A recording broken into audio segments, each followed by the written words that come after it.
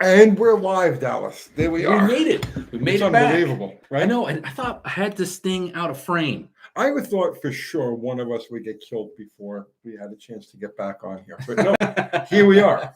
Well, who knows? There's a whole another week coming. That's true. We could get killed at any time. Yeah. So, hello, everybody. Good evening. It's Wednesday. Jason's Garage. Kyle Wagner. What's happening? Kevin S. Roger Isabel. What's happening, brother?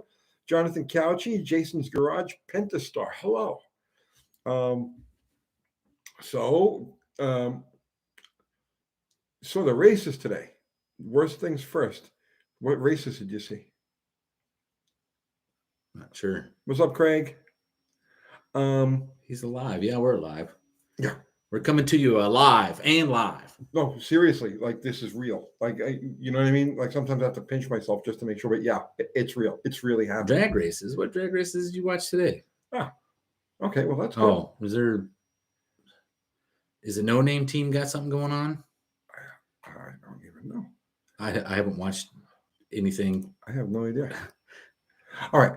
So Dallas has having Chinese parts problems. I am. Yeah. This is something that took me literally 3 days to troubleshoot. And I've had problems with the Suburban ever since I put the thing together.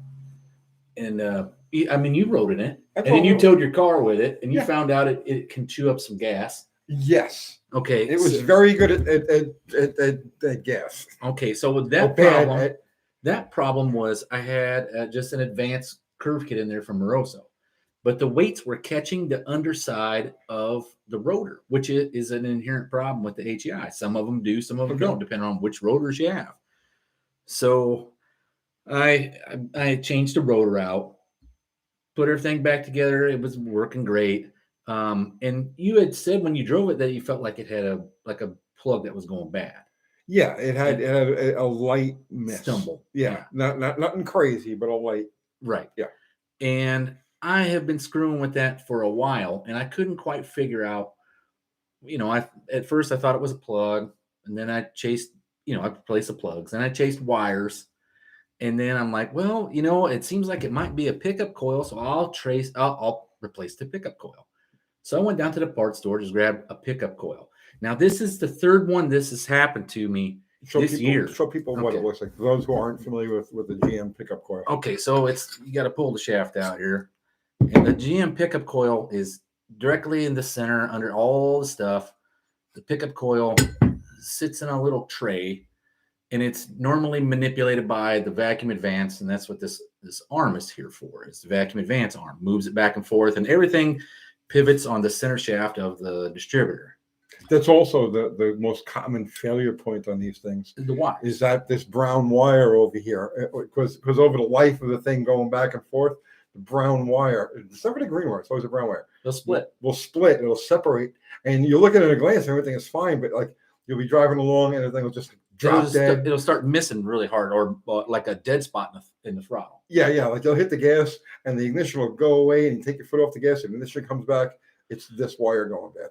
Okay, well, that's the problem that was actually causing the miss. Okay, which is not uncommon. I mean, I've been around the block a few times with HEIs, and this is something that you just normally run into. But normally you just go down to the parts store and you buy an HEI pickup coil. And you would buy the one for your application, right? You can't mix and match them. There's very few of them that are the same. A Chevrolet one works with like a Chevrolet. A Pontiac works with a Pontiac. And some weird reason, the Oldsmobile and the Buick are the same, even though the distributors go completely the opposite directions. Okay. Right? But it's just the way the thing is engineered. So here's what was interesting. So I dropped this new pickup coil in. And I go to hit the road, and the sucker won't move. I mean, it's got no beans. It's backfiring and popping through the carburetor. And I thought, what in the world is going on? So I thought, I got to have something wrong, right? So, of course, go back home, throw the timing light on it. I check it. It's at my initial timing setting, 12 degrees. I rev it up. It does not move. Right? Okay. 0. Stays at 12 the whole time. Matter of fact, it would actually go backwards when you whack the throttle. Okay. And I thought, well, maybe my light, because I've dropped the light like a bunch of times. Maybe the light is actually wrong because I've never seen this happen before. I mean, first I actually took the cap off. I made sure that the weights were spinning, that the mechanical advance would actually work. And I went and bought another timing light, right? And I throw the timing light on, same damn thing, 12 degrees the whole time. And I thought, well, how can this be? I must have the wrong pickup coil, right? I must have a Chevrolet application. Well, the easy way to tell is the Chevrolet and the Buicks, the Buicks and the Oldsmobiles generally have this black pigtail. Okay. This is the black connector.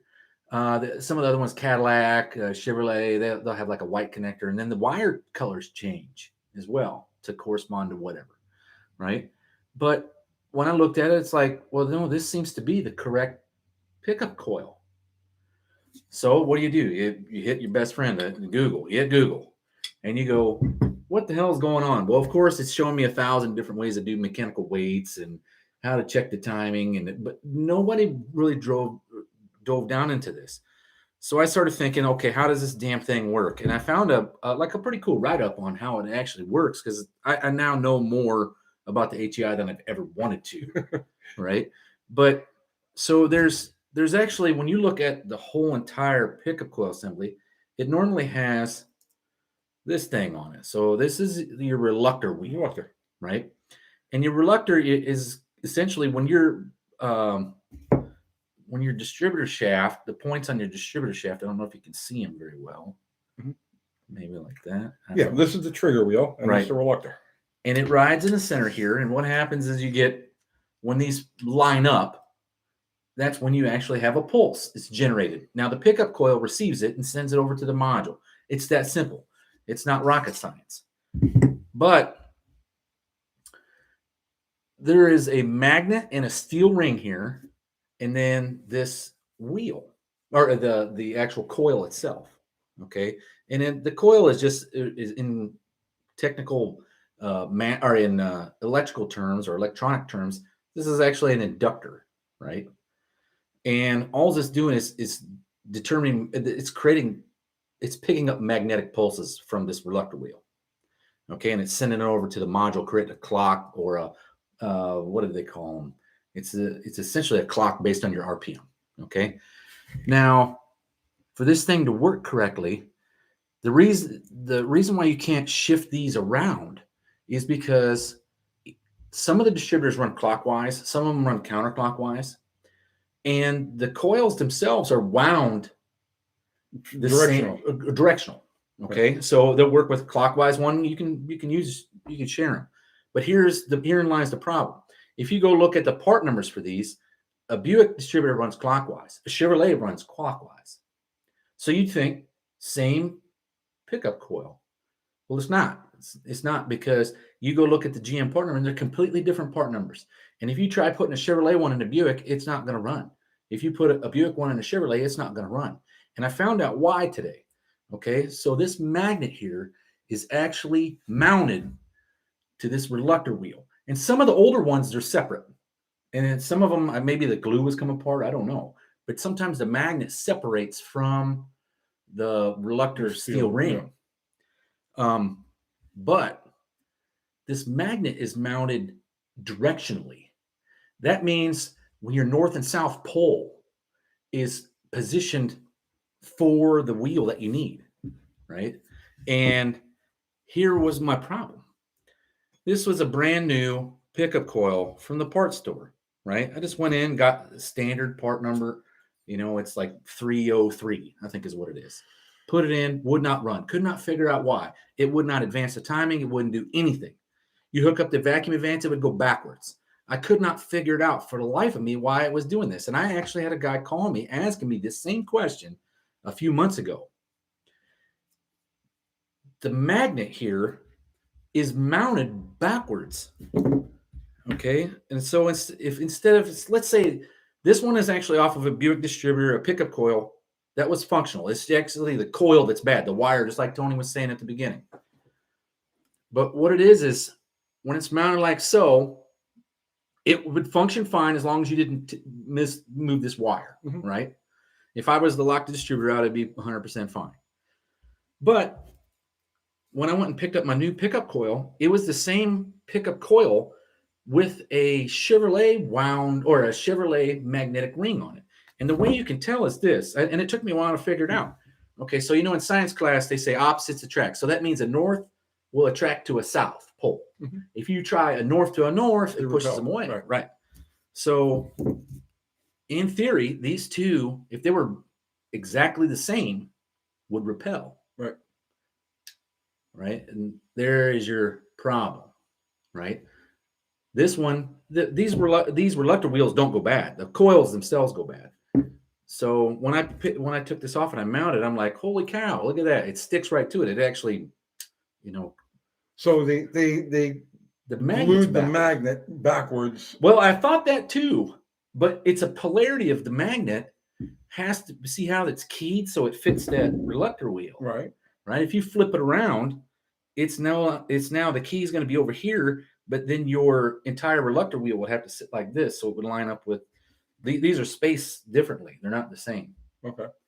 And so it won't line up on there. It's actually like a north-south when it's supposed to be a south-north orientation for the magnet. And then it's the opposite of what it's supposed to be. But it took me forever to figure it out. I think that they just stuck this on. The magnet is stuck to the reluctor backwards. In other words, it flipped it. In other words, well, it's notched. It's got a key in it that keys that. Yeah, I understand that. But see, in other words, look, if you were to take this off of here, right? If you were to break the bond, and you were to take this off and flip it this way, the notch would still fall in. What they did was they mounted the magnet upside down on. They could have, but this is something that's like. Hello, if you're making HEIs, if you buy a cheap Chinese HEI off of eBay, people have been warning people about them for years. Like, hey, they don't work well for some reason. The time. This is 100% why. This would be why. So your orientation is backwards. So now your coil would actually be backwards. You'd have clock pulses going the opposite direction. Danny Wood says you got it from the McParts store. I actually got it from O'Reilly's here in town, but McReilly's.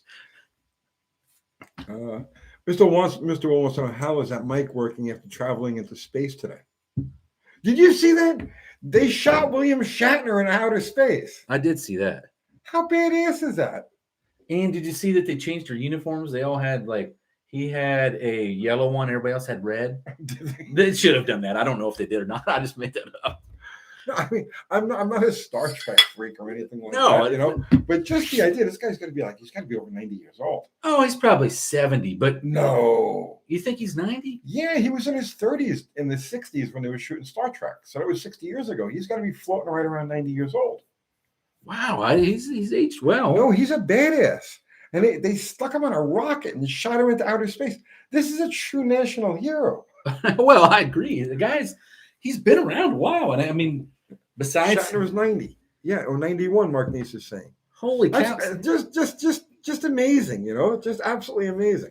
And I see, I liked him in the old Star Trek series, but I really liked him as TJ Hooker. I never saw that show. You never saw that show? He's the oldest man in space, Mr. Roll says. Shatner is Canadian. That's why he didn't age that bad. I mean, he's Canadian bacon. He's a Canadian hero. So yeah, I think it's just tremendous. I think it's kind of cool. They should have actually had him give some orders up there. Well, put it on the screen, Mr. Sulu. It just goes to show you that, I mean, I'm old. You know what I mean? You're getting old, right? And a lot of our guys are old, but it just goes to show you, man. You just keep plugging away. This son of a bitch is in outer space. Yeah, damn. You out of your Vulcan mind? I had no idea that guy's 91. What was that line? I'm trying to remember when this was. There was when we were doing Cars Illustrated magazine, I had one of the guys, Jim Cosks. He was a copy editor and he became a writer, and he was an ultimate Star Trek freak. He was in fact, on the back cover of Cars Illustrated, he's dressed up as Mr. Spock, sneaking up behind me with a tire iron. And the line around the office, anytime anybody would screw up, the line around the office was, He's worse than dead Jim. His brain is gone. It was from one of the episodes. It was called Spock's Brain. That was it. Spock's brain. Spock's Brain, yeah. I don't know. I don't even know why that came up, but yeah, he's worse than dead Jim. His brain is gone. Oh, like the doctor. He's worse than dead, Jim. He did it. He did something. He does a lot of really weird musical things. Shatner, right? Well, he said somebody says he's got an album called Has Been. He had a bunch of them, but there was one of them that he did that was really freaking good. We used to play it in the coffee house all the time. It was on the playlist. It was called William Shatner? It was William Shatner, and it was called Ordinary People. Oh shit! All right, yeah. Keep them busy for a minute. Now I'm curious. I gotta look this up. Well, Greg McDonald saying, "Do you think Shatner made out with a beautiful woman while he was up there?" Of course he did. 3 of them. You know, 3 of them. He's in like the 100-mile high 100 club. Mile High Club. Yeah, yeah. No, he. Imagine all of the alien STDs he must have like bouncing across the cosmos, banging every life form he could find. Maybe that's why there was so many of them truffle things or whatever they were. You remember the ball of fur that was like everywhere on the ship? They were coming out of like overhead compartments. They were supposed to be talking about tech. And Ordinary People Earth. Is this it? I have no idea. It says, well, Chris Feemesser says Shatner's albums from the 70s are absolutely hysterical to listen to. Yeah. Tribbles. There you go. Yeah, Tribbles. The Tribbles were, maybe that's why there were so many of them. He was procreating with them. Douglas Baylor says, greetings from Regina, Canada. Maybe that's where it was Shatner from there. Nimoy had an album. Nimoy also had a GTO. Nimoy was big into Pontiacs. Let's see. Song list.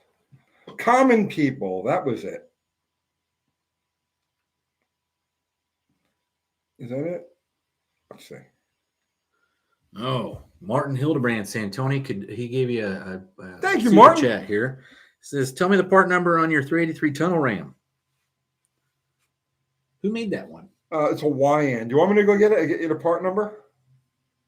I just want to see if this is actually it. Hang on. So many cute things. Before I tell my viewers to go check out something that's like. Well, Dakota's timeout saying, could you have too stiff of valve springs cause your valves not to be able to get adjusted? The springs were crazy strong. Common People. That was it. Okay. Could having too stiff valve springs cause your valves to not be able to get adjusted? The springs were crazy strong, so I took the center spring out. No. Yeah, probably bad lifters. Yeah, well, you got me. I mean, flex someplace. You know what I mean? I would have to say the lifter's probably collapsing. Let me go get him. He paid for it, so let me go get him the part number. He needs the part number. I need my flashlight because the lights are off in the shop. Oh, let's see.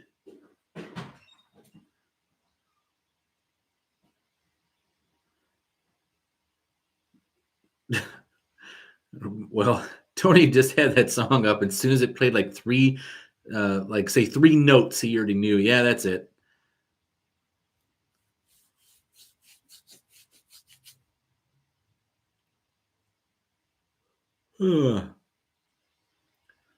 Dr. Art's Hot Rod Rehab. Well, right now Tony's just getting a part number for this tunnel ram for this.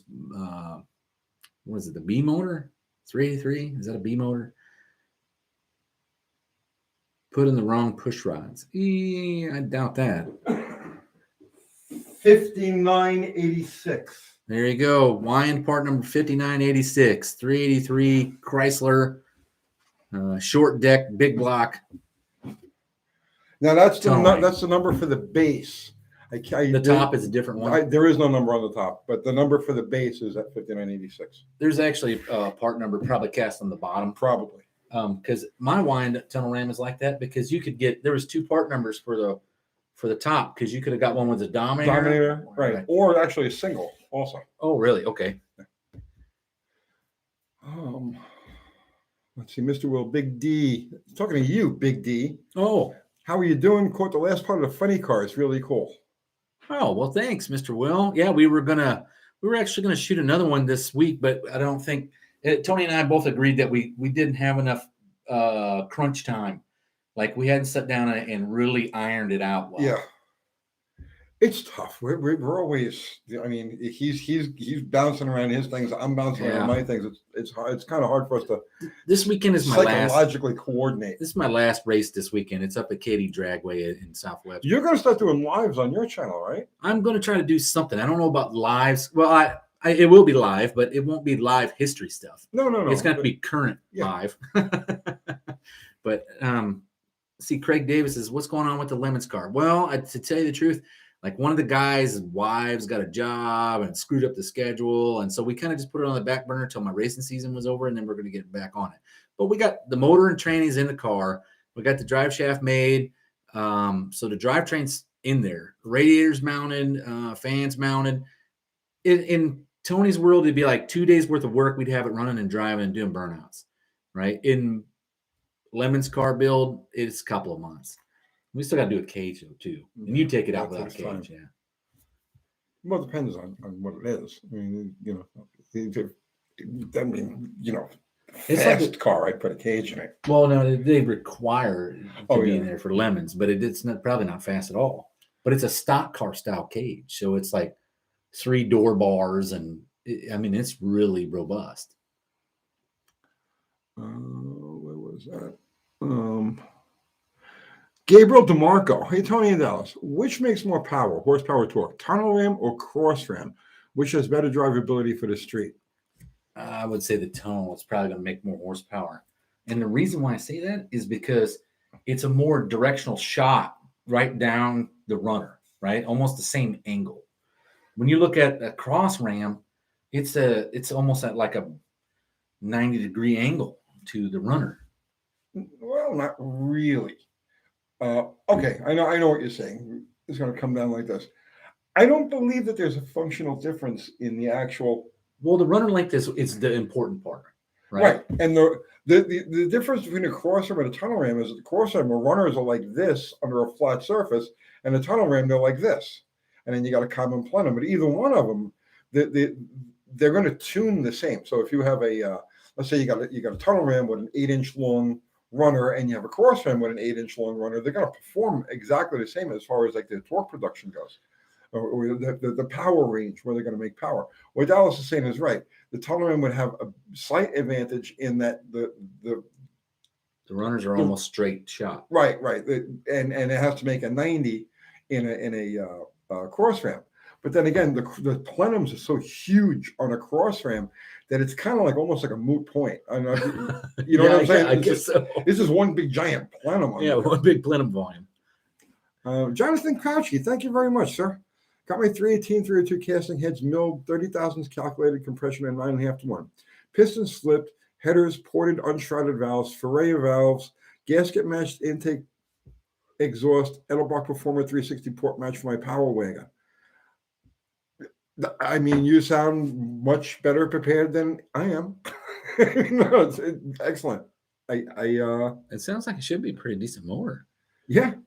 I don't know what cam's in it, but I'm sure he'll tell us. Well, that combo, I mean, you put like a small, almost like a stock cam in there. Cylinder pressure would be really high, and I think that thing would. No, the stock cam is only 390 lift, and it's like 210 degrees of duration.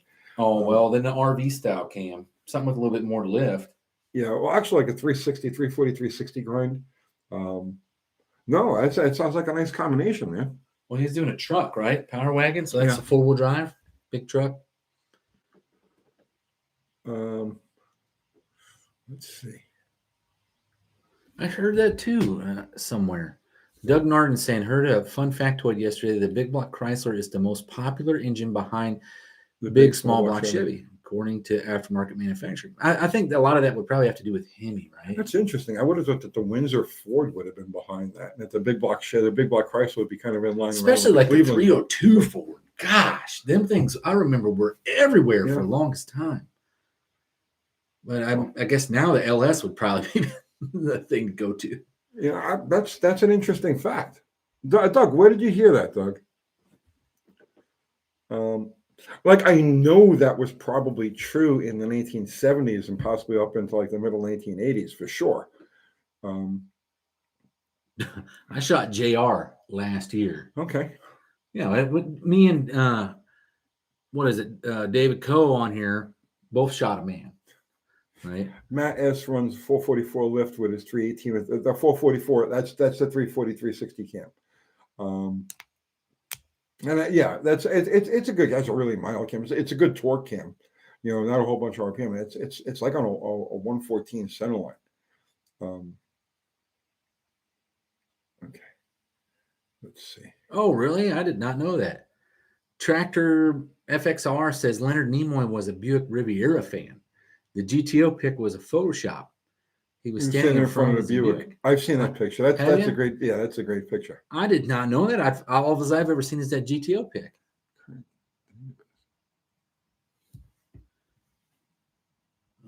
Joe Alcott.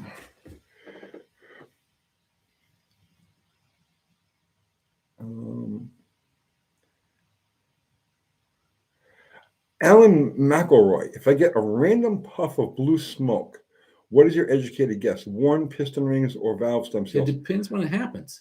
Yeah, but generally a poof is on deceleration especially is going to be valve seals, guides. Okay, Jonathan Couchy, still at it. Thank you, sir. Also has warm tube headers. Should be fun. Hoping for 400 horsepower, 265H cam. 256H cam, slightly larger than 340 cam with more exhaust lift and a tighter LSA 110. Okay. 214, 220. You mean duration at 50. Okay, yeah. I mean that sounds it sounds like you've got like the perfect like 3,000 to 4,000 RPM motor, like where it's just gonna, all which is what you need all day long. Yeah. Yeah. Yeah, you're gonna be really happy with that thing. And you're going to hate it if you're going to be outside that power band. That's how I put my Ford together. It was like that. It didn't work well with the heads. So it was like, it would do okay, low end grunt, but it did so much better low end grunt at like 2,500, which it should have never been. Alan McElroy says acceleration under load is when the smoke happened. If it was just a puff of smoke, I'm going to say that you probably you were seeing some detonation going on there. And that was because the rings during, you've got detonation, engine knock, you hear bang, bang, bang, bang, right? And then you've got like just bad harmonics, harsh combustion. So detonation, not necessarily spark knock, but detonation where the piston is getting rattled, okay? And that's probably when you got smoke through it. If it's just an occasional puff, I would say back off the timing like 2 degrees and try it again and see what happens. Mopar Den's Garage saying the original Starship Enterprise was powered by a series of 318s. But it doesn't matter. The Kickendall is here. Because the only thing more impressive to me than William Shatner getting shot into freaking outer space is the Kickendall showing up on our live. I know. And it happens every week. And Zero. Zero's here. Of course Zero's here. Zero is everywhere all the time. Where's John Wilburn? He's there. You were so busy telling your HEI story that you completely missed. I know. I was going down the rabbit hole here with this. You were very into that. Man. Oh man, I'm telling you, this took me 3 days to freaking figure out. I was afraid to say anything. I thought you would hit me because you were just so into it. You know what I mean? All right, whoever put this magnet on.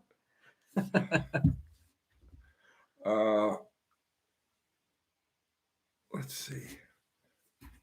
Andy, and I see Andy is here. Now we've got the all-star celebrity lineup in the. He asked, "What did he miss?" We just did a whole entire carb section, and we called out everything that you said didn't work. We showed that it did. Can I grab one of your menthols? Yeah. Andy, I gotta go. I screwed around with the car in the parking lot today. I had a little bit of time, and I gotta go a tad leaner, just a tad leaner on the restrictors that you sent. So I'm gonna drill a set using that smallest drill bit and throw them in there. But it cleared it up 90%. Now I'm finding that I definitely need more gear. The 410 isn't enough. I need a 456, which I don't have. I can't get. They don't exist anymore. So 456 in Bomb Rocket? no, Or in the Plan Z? Yeah, Plan Z Really? You think it needs more? needs more gear. Needs more gear. I figured getting the fuel right on that thing was going to make a lot of torque difference. It does. It makes a huge torque difference. The thing, I mean, it spins the tires, no problem. I mean, it's just like, with the slicks on it. Mhm. It leaves like a 3.5 foot, 4 foot long hard patch, right? Uh-huh. But it needs more gear because I'm just telling you, I know the feel. It needs more gear, So we're gonna work on that. But yeah, Andy, that's the update on that thing. I finally got around to screwing around with it today, and like I said, it's 95% better as far as the lean condition goes, or as far as the off idle performance. But I got to go the next size smaller on those restrictors, and I think that one to nail it.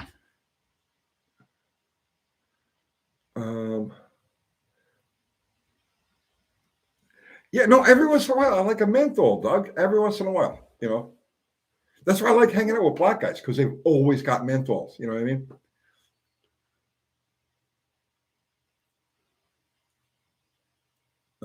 Let's see. Pentastar, hit up the Sensex forum. One of them guys might have some 456. Bro, I called I try to contact and look through every single manufacturer on earth looking for anything deeper than a 410 gear for a 7.25, and it does not currently exist. Nobody I'm makes almost it. certain that they made them. I know that they Because made they had them. to have 170 slant cars that had that rear end. Yeah, but they're not available anywhere right now. I mean, if I have to get a used set, I'll get a used set.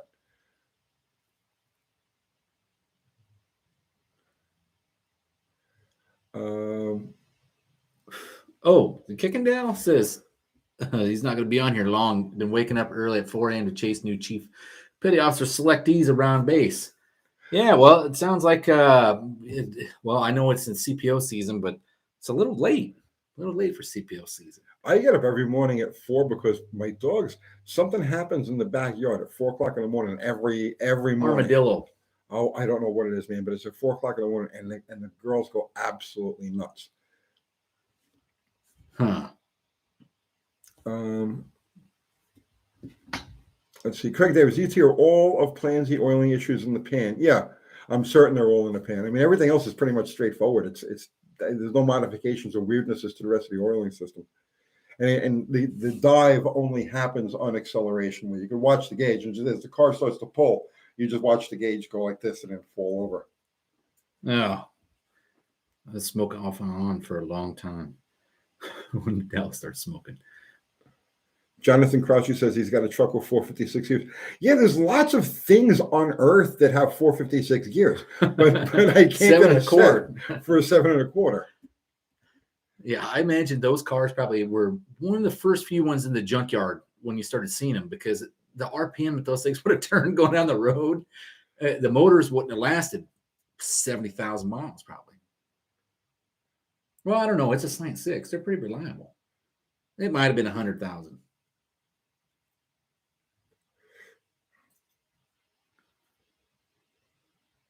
Let's see.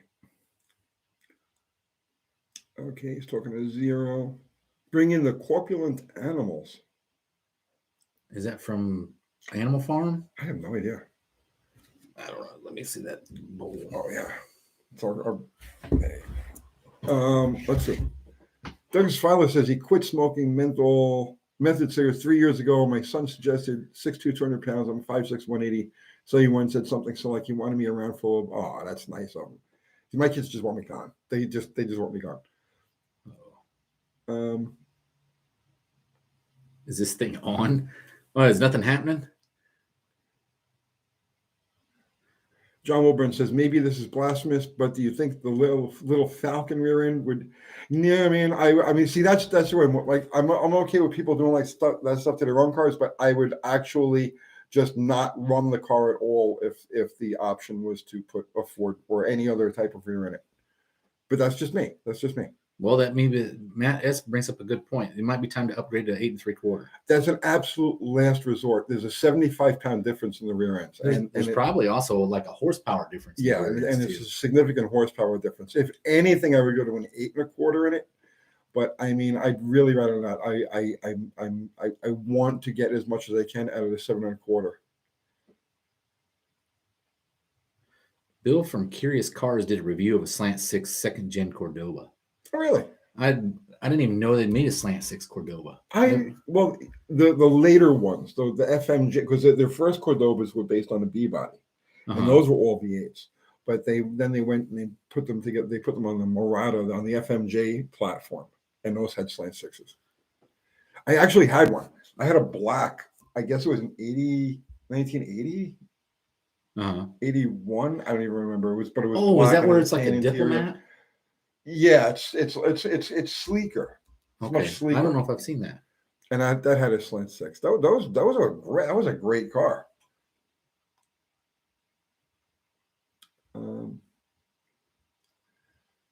Desert Ranch Girl, is volumetric cylinder pressure another word for compression? Let me think about that for a second. Volumetric cylinder pressure. No, that'd be the static compression ratio, right? Well, no, volumetric meaning you're only taking the volume, the swept area, into consideration. Volumetric efficiency. Is volumetric cylinder pressure? Yes, because it's based, because it's the cylinder pressure based only on the volume. So that would be the same as a static compression ratio as opposed to a dynamic compression ratio. So it may be a trick question, but I'm going to say, yeah, I believe so.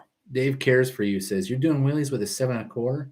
I don't think that that car won't wheelie. Far from wheelies. Bottle Rocket will pull a wheelie. That's got an 8 3/4 in it. Yeah, I think it would probably give up the ghost if it was pulling wheelies.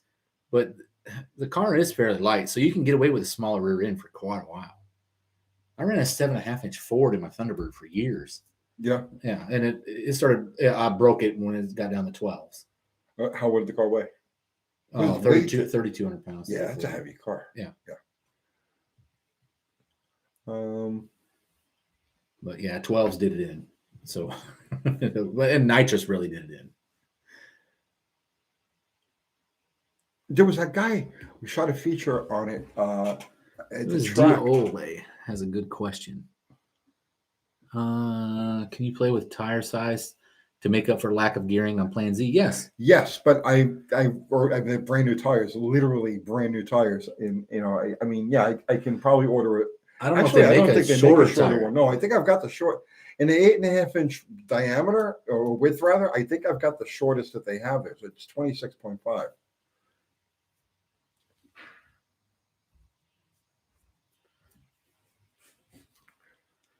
Dana 60. You want to talk about eating some power? Yeah. Jonathan Couchy says throw a Dana 60 in there. The kicking though, that's about like a Dana 35. Ain't it strength wise? Yeah. It's a Dana. It's the oh God, what is it now? Is it the Dana 35 or is it 33? Yeah, it's like the smallest Dana. Yeah. Oh, 44? Or no 35. Yeah. So Patio Furniture says, are Ford 9-inch rears overrated? It depends what you're using it for. Yeah, I'm going to say yeah. People tend to just automatically throw them in everything, like without any thought given to power consumption, right? Weight of the vehicle. The problem with the 9-inch is that it takes more power to turn the rear, which is what makes it strong. But the reason they put that pinion support, you know what I mean, the pinion, the extra pinion bearing that they put in there. The reason they put that in there is because of the deflection, because of the position on the ring gear. They here's the 9-inch Ford was designed to have a very low pinion, and it had nothing to do with strength. It had to do with floor, because the lower the pinion, the less of a transmission tunnel you have to have. So to make, the car could sit lower on so that was the whole point of designing the rear end with the pinion so low, because there's so much deflection because its location. That's why they added that little bearing to the front of it. As it just turns out, it's a happy coincidence that the low pinion is also will take more power because you've got more surface area engagement of the splines. So to lower the pinion, the more engagement there is. So that's why it became the thing to go to rear end for high horsepower cars. Then they were everywhere. Arthur Fiddler asks, can you explain choosing a gear for the 1/8 mile versus 1/4 mile track car? What effect does having low horsepower make on the decision? You want for drag racing, you want as low a gear as you can get away with. So basically, you're going to choose a gear that is low enough to get the car moving, but not so low that the motor runs out of steam before the end of the track. Yeah, 1,000-foot mark. Right. So you would, if you're building the car for 1/8 mile, then you go much deeper on the gear because you don't have to spin it so much out the back door. So where, like, let's say a 5 series gear will get you an 1/8 mile run, it'll take like a 480 gear to have the same effect on a 1/4 mile. I do mine a little bit weird philosophy on that. I gear it for the 1/4 mile, and then whatever it runs is in the whatever eighth it runs in the 1/8 is what it runs in the 1/8. And Yeah. that makes sense too. Yeah, and that way you can run it twice as many tracks. Yeah. So I always gear it towards a 1/4. Yeah, but basically your maximum, the furthest you want to go with gear is calculating RPM, tire diameter, through the lights, projected mile an hour. What is the RPM going to be? You don't want to be too far past the engine's peak. That's pretty much all it is. Yeah, 488 is probably a sweet spot gear for 1/8 mile, depending on what motor you got. Yeah, there's so many variables. I mean, 48 is just a random number unless you apply it to a package. See, and I was always told that those gear ratios are based off of a 29-inch tall tire, right? So if you got a 26-inch tall tire, yeah, that's going to change and it. 410 gears, you're probably looking at a 430 or 456 gear already as it is. The best way to do it is just go to a calculator. Wallace Racing calculators, go there, and every formula you could think of is going to be in there. And what's Andy is saying, in the Mustang we run 430 in the 1/8 and 373 in the 1/4. This is using the Power Glide. Okay.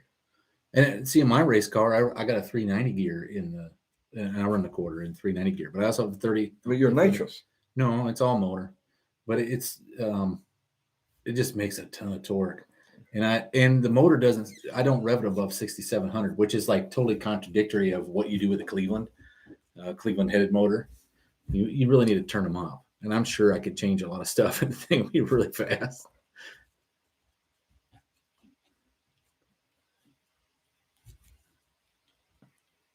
Doug Narden says his butt had a 74 Trans Am with a small Lux Chevy Turbo Hydro 350 and 556 gears. He was the king of light to light.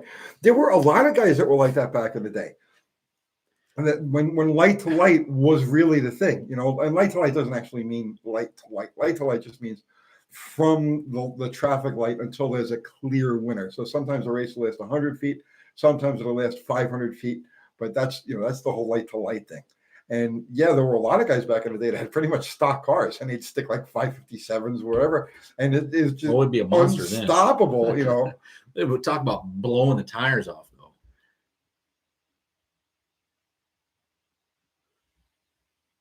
Dana 30 sure looks like a 7 1/4 and has a 7 point. Yeah, it's not though, man. It's not the same.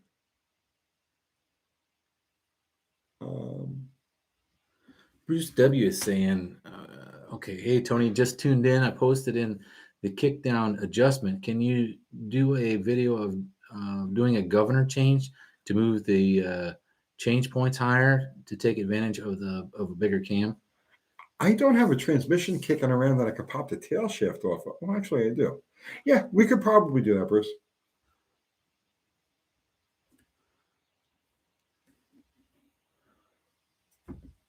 He has scored another 300 Buick this week. Oh, yeah, you told me about that last week. Yeah. Jason's Garage, the people I bought my HD 2500 pickup from put 456 gears in it for towing at East Fuel. Yeah, but you see those 456 gears with like a 32-inch tall tire, 32-inch tall tire is not that big of a deal. It works out to more like a 355 with like a 27-inch, 28-inch tall tire.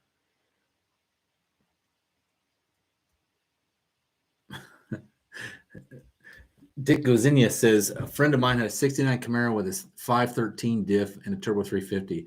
It would leap off the line, but then just buzz up against the rev limiter at the last half of the quarter mile. Sure. So a whole eighth of a mile, Yep. it's bouncing off the rev limiter. Bronco on 35s. Oh, I got to get a water. Okay. You want a water? Yeah, sure. I will Grab get a you a water. water. That's the kind of like host I am. Thanks. You keep them busy. Jody Calhoun is saying, what are the pros and cons of a single point versus dual point distributor? Well, the whole point of having two sets of points was that you could increase the dwell time, right? But I've seen Tony uses them for two sets. He's got them on a switch, and it retards. He uses one to retard the timing. So he run off one set of points, and then when you arm the nitrous, it runs off the other set of points.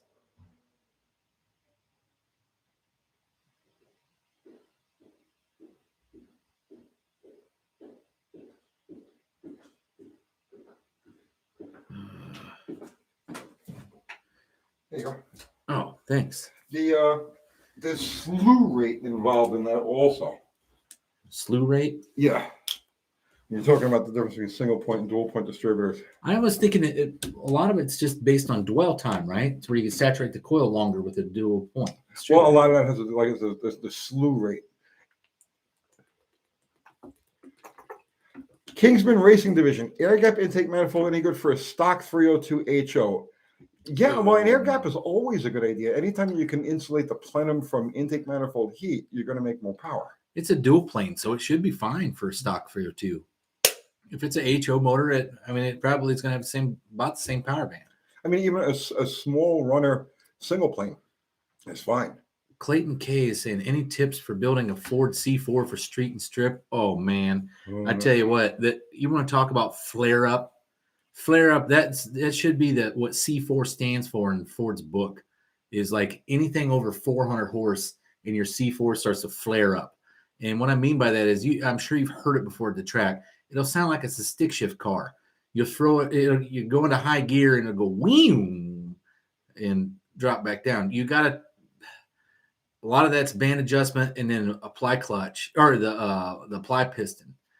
Having the correct apply piston applies the band at the correct RPM, I guess is what it is. But there's a magic behind it, and I don't know what it is. I actually had to take mine to somebody that knows them. Off-roadigans. Tony, have you used a Holly Sniper EFI yet? I am a carburetor guy. I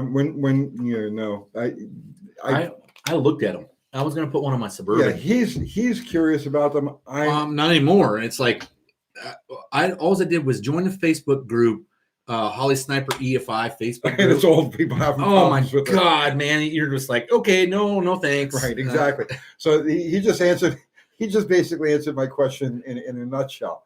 Yeah, I mean, half the people who buy them do really well with them. They take them out of the box, they follow the instructions, and everything works. That's half the people. The other half have endless problems with them. So, and end up going back to carburetors. And so that's why, I'm a carburetor guy. Well, the worst one that I saw was a guy swapped out, like he had a Cadillac. I think it was like a early 70s Cadillac with a 500 in it. Put that Sniper on there, and it got worse mileage than it did with the Quadrajet. Well, Off-Roadigan says he only wants to use it for off-roading due to carb stall. Okay, and that's the reason. If you're going to use a Holly Sniper or any of these aftermarket EFI systems, that would be the reason to do it. But geez, I don't have any experience with them as far as that goes. I mean, you're on the right track. It's Holly the right. sells a Holly that's made for off-road. They do, and it's got those weird looking vents. Weird looking vent tubes. Yeah. Holly sells off-roading. Holly sells a carburetor that's specifically intended for off-road use, especially high angle stuff. Yeah, and you can identify these carburetors like visually, like at an instant, because the vent bowls, right? Or the vent tubes, I should say, to the float bowls. Well, they come up like this, and then they join over the top of the carburetor, and that's specifically an off-road carb. So take a look at that. And Danny Boyd saying better off retrofitting an OEM EFI system. The one I've seen that people use for this in this application is a TBI. The TBIs are like almost limitless when it comes to off-road and well, the Sniper is a TBI. Right, but what I'm talking about is like you get a there was a company in Howell EFI. That's all they specialize in is making GM TBIs Okay. fit on anything. Okay, so that's okay. What he's saying, what he's suggesting, if you really think that EFI is the way to go, that company that he's talking about that converts to GM ones, that would be the way to go, because now you're using straight on General Motors engineering stuff that you can get, parts that you can get anywhere, Parts store, junkyard, the whole nine. Right, yeah. And anybody saying TBI is basically what a Sniper is. Right. Well, they've overcomplicated it. They did. The TBI was fine when it was. Yeah, the TBI is fine just the way it is. It's not big because they're not. Think about the motors they were on, smogged out 305s and stuff like that. They're not huge. I want to say the largest one is like 650 CFM or 700 CFM. It's not big, but fuel control on them is absolutely great. If you remember, those trucks and cars that had those TBIs were the first things I ever seen with 200,000 miles. Right, exactly. Mitten Made Muscle says Howell EFI is overpriced. I'm local to them. Holly all day. I don't know, brother. I mean, the way I see it is, if it lasts twice as long, it costs half as much. So I mean, the General Motors TBI system, as it was produced, is as foolproof a device as you could possibly get. And Ari brings up a huge point here. Why does no one mention the RFI? It is a significant issue with these newer systems. Yes, the newer EFI systems, like your Sniper, not necessarily just the Sniper. It's not limited to the Sniper. Your MSD, Atomic EFI, and all of them had the same problem. Is they put the computer. They got so cheap on packaging, right? They didn't want to have all them long wires because the wire adds up and copper is expensive, right? So we'll mount it right to the side of your throttle body, and then right next to the distributor, where it's got a whole bunch of RFI, right, which is radio frequency, right? So that's like. The problem is being inundated with your ignition system, and guys were having to wrap things in aluminum foil to eliminate it and run ground wires and shielding wires, and it's just like it's too complicated. Get your TBI from 1989, mount the computer inside, get it away from all the crap, and have fun. Hit the key; it's going to run like a watch. Plus, you could, I think.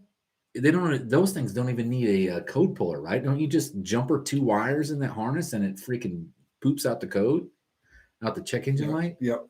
Yeah, Danny Brody was saying lots of folks have plenty of trouble with TBIs. Yes, I agree, but far fewer people have trouble on a percentage-wise. Far fewer people have trouble with the factory TBIs as they do with the aftermarket, like the Snipers and the Phytex and everything else.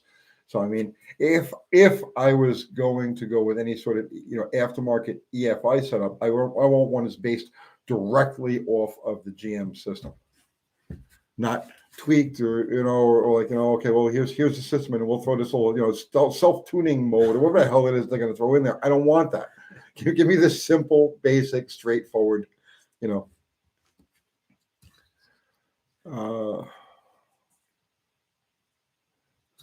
Oh, okay. So Rob's Classics is saying I rebuilt a quadrijet and now the primary booster is dribble fuel. So it runs too rich at idle. Why would that happen? Okay, there's a couple of reasons why that happens. Float adjustment would be your float is too high, right? Or the other thing that can happen is you have the throttle blades open past the transfer slot, right? Because that'll cause them to dribble like that as well. I mean, you'd have to be way past the transfer slot. I've seen him dribble like just at an idle, and I think that's what he's dealing with. Here's something I talked to you about this too, and I listen to me. I can't explain to you exactly why this is, right? But I remember this happening constantly back in the day when I was always messing around with quadrijets because auction. I used to do a lot of cars for used car dealers, And back then, they were running around with was GM intermediates with Quadrajets. with quadrajets. So my wife was quadrajets for a few years, and I can't explain how this happens, but I know for sure that it does. If you take the gas filter, the fuel filter out of one of those, right, you'll see the original ones will have a rubber check valve plugged into them. The replacement ones don't have that. Well, this didn't happen all the time. This is probably maybe like 20% of the time. If you replaced one of those fuel filters without putting that check valve in, it would give you exactly that. It would start to, after a minute or two of idling, it would start to drip out of the boosters, and it would just run flat and die. So check that. Make sure that the check valve, you've got a check valve in the fuel filter. Yeah, that's another one too. Michael Moore was bringing up the JB Weld, the well plugs on the bottom. Yeah, but that won't cause it. That won't cause it to dribble out of the boosters. No, it dribbles out of the boosters generally because you got the float level too high. But I've also seen where, like I said, okay, and it depends what the thing came on. Each quadrajet is calibrated to the application that it was originally intended. Okay, that means if it came off a 305 Chevy, you can put it on another 305 Chevy. To probably, even if it had a different cam in it, it's probably going to be functionally okay. You would be able to adjust it enough to make it work. Now you put it on let's say that same carburetor that's calibrated for a 305, you put on a 406. All right, it's going to have a lot of problems because it's got a ton of vacuum compared to the 305, right? And the entire quadrajet is operated primarily off of vacuum, right? That's what moves that power piston up and down. The power piston is what's going to control the fuel. Now Andy just jumped in here, Unity Motorsports, right? This is really interesting. And Andy, I think that we actually need to do a live about this because there's so much. Andy says, I was a carb guy that went down the EFI road. The road came back out to the carb road.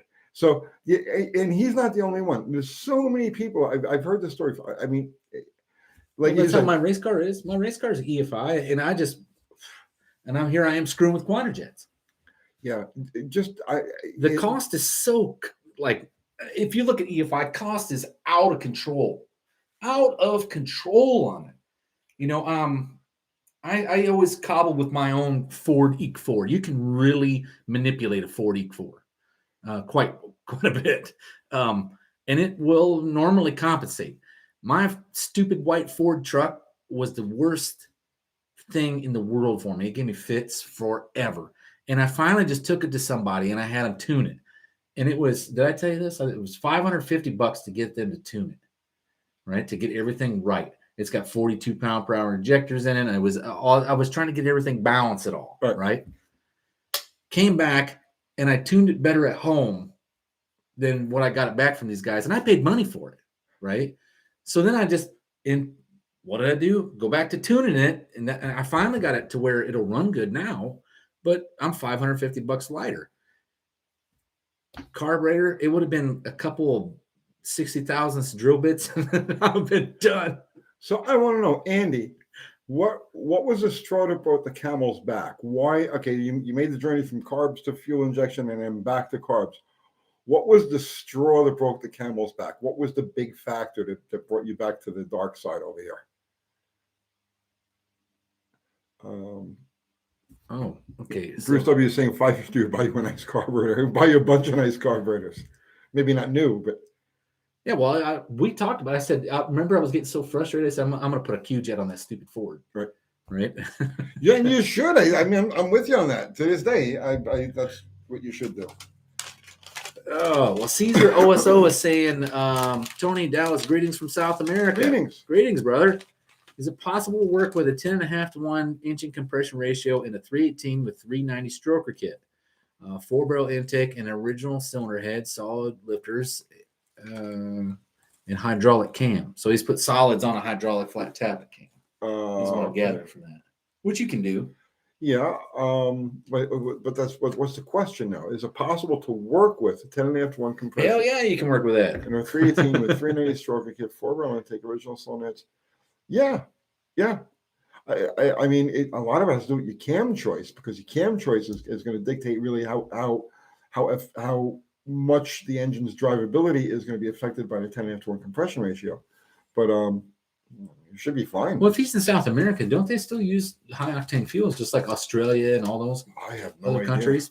I think they're like just North America is the ones messing around with the 10% ethanol stuff. Let's see.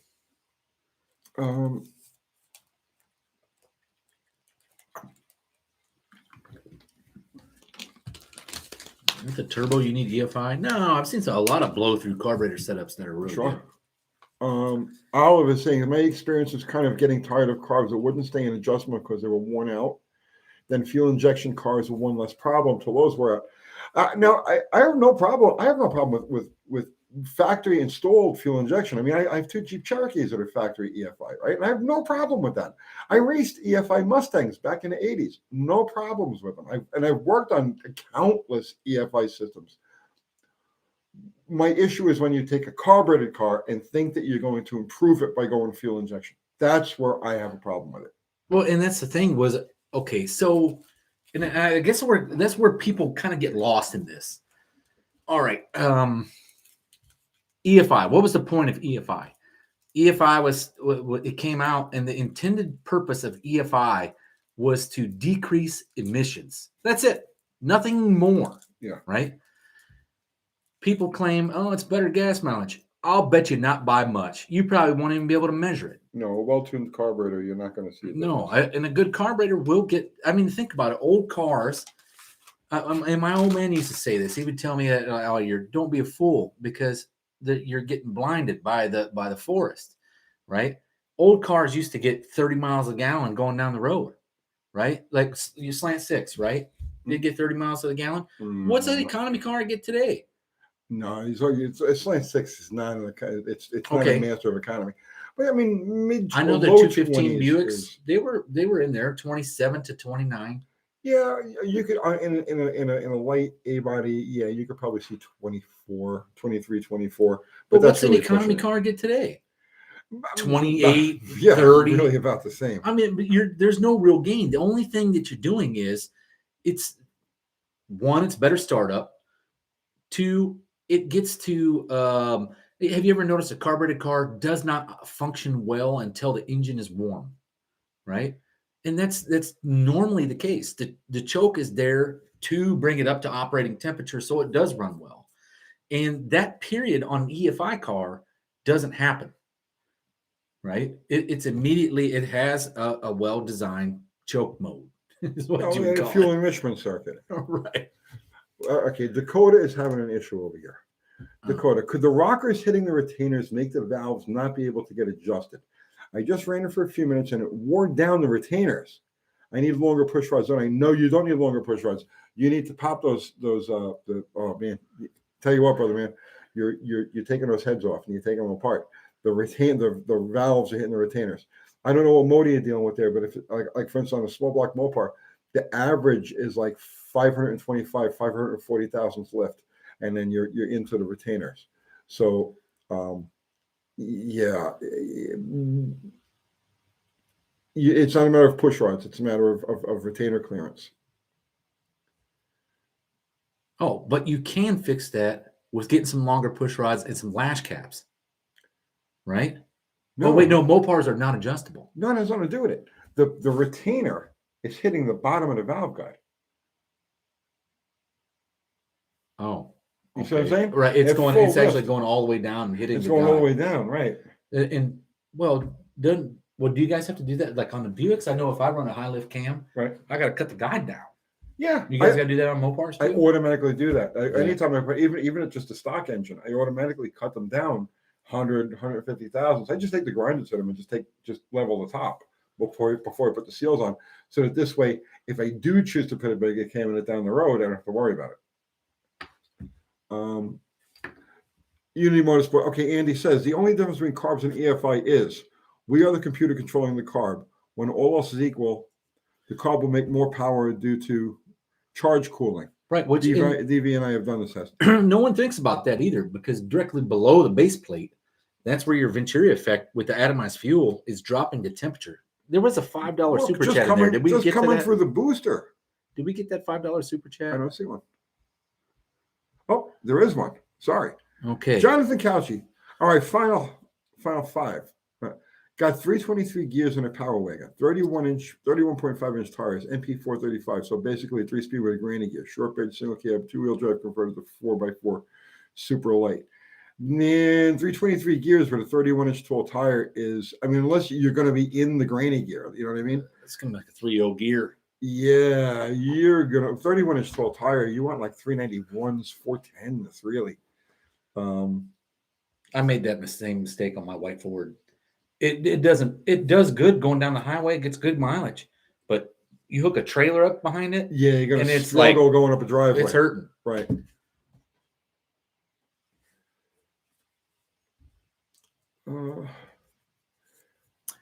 Let's see. J. Russell Finch says, I have a 391 gear set with slight pitting on the crown. Run it?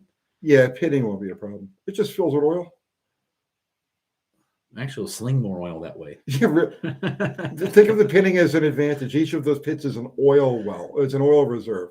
And it depends what you're trying to do with the motor or with the gear set. If you're going drag racing, and it's something with big time numbers, it might be a problem. If it's anything that like pitting, if the pitting is below the surface, you know what I mean? No, you won't have any problem at all. Okay. Off-road again says, I have an Edelbrock 1901 Quadrajet freshly rebuilt. When I stomp on it, truck falls on its face and I lose fuel. Any ideas? Oh, well, so are you sure it's losing fuel or is it drowning it? Because they can do both. Well, did you try tightening up on the secondary air door? That's another big problem that they have. Or look and see what size of secondary metering rods are in that sucker.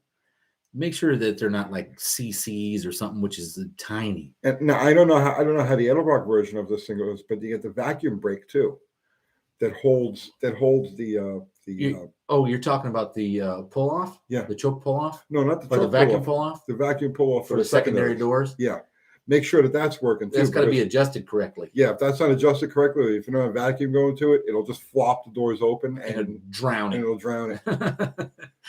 Yeah, a lot of people look at stuff like that and they're like, I don't need this thing. They don't know what it is, so I don't need this. It's part of the choke. Yeah, no, that's important on those carburetors. But again, I don't know if the Edelbrock. I know it's important on the Quadrajet. So but what I do know about the Edelbrock carbs is they all have a weird metering rod system, which they all use what they call the 31M metering rods, which is the large ones. They're 31 thousandths diameter at the tip.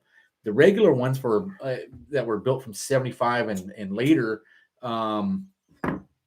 Your regular Quadrajets were 26 thousandths on the tip, right? So you had to compensate that by having huge jets in the primary. Like, most small blocks wouldn't. It's unheard of to even have like a 74, 75 jet small block, unless you're running those 31M rods. And the only downside I ever saw to that, honestly, was if you got that carb out of adjustment, that thing had the opportunity to absolutely flood the motor. Right, because those freaking jets they can allow so much fuel in there.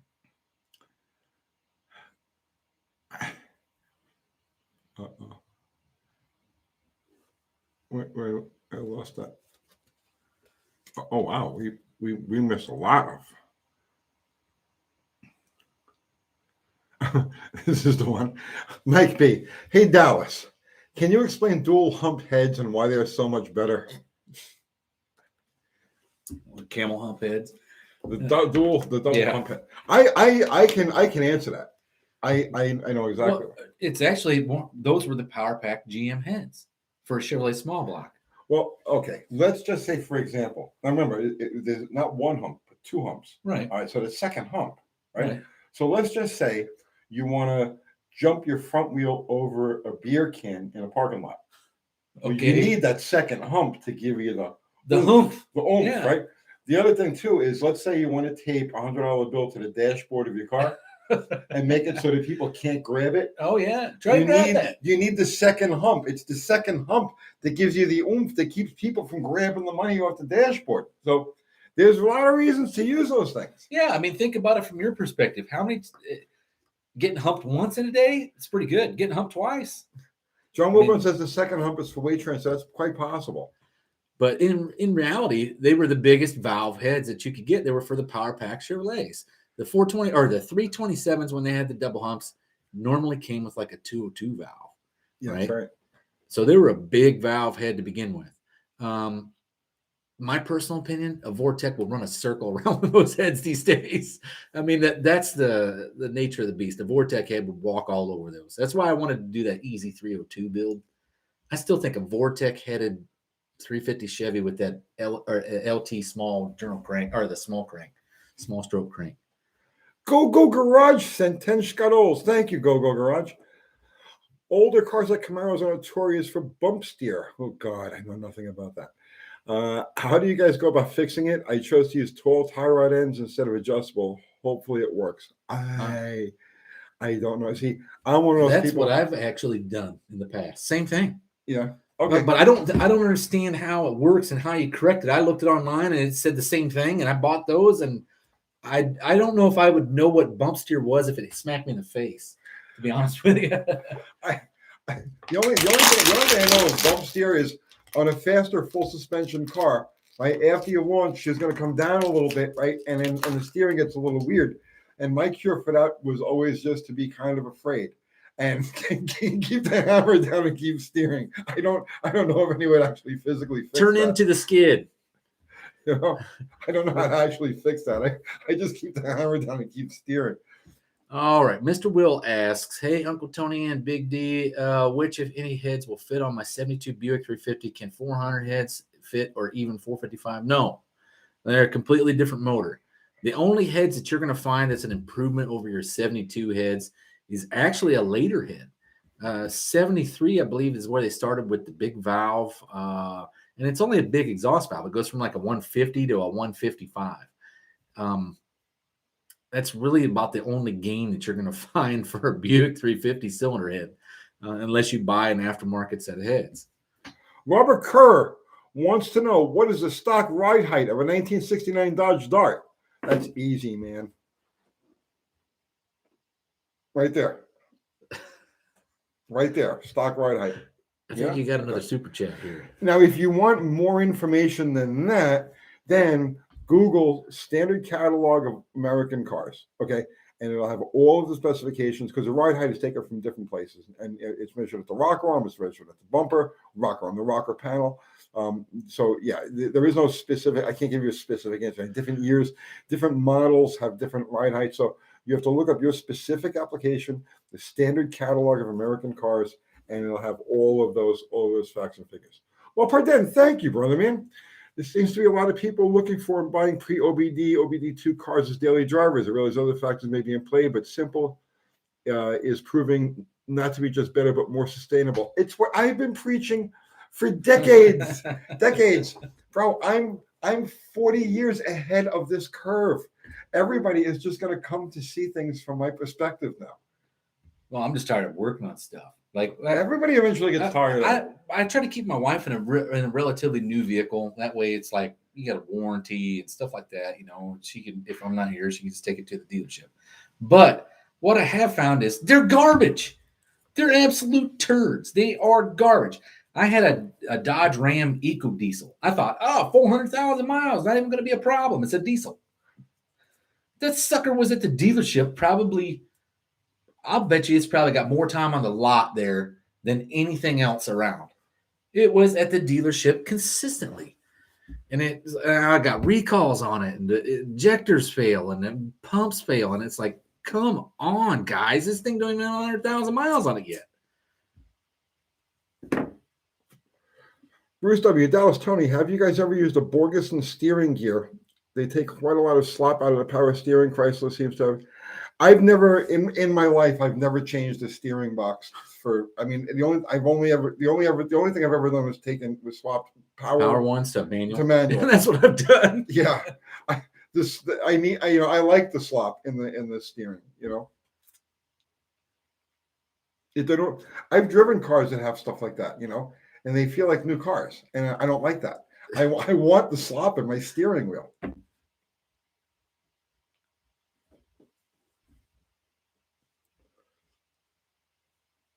Alice says they've been trying to contact me about my 300,000 mile warranty.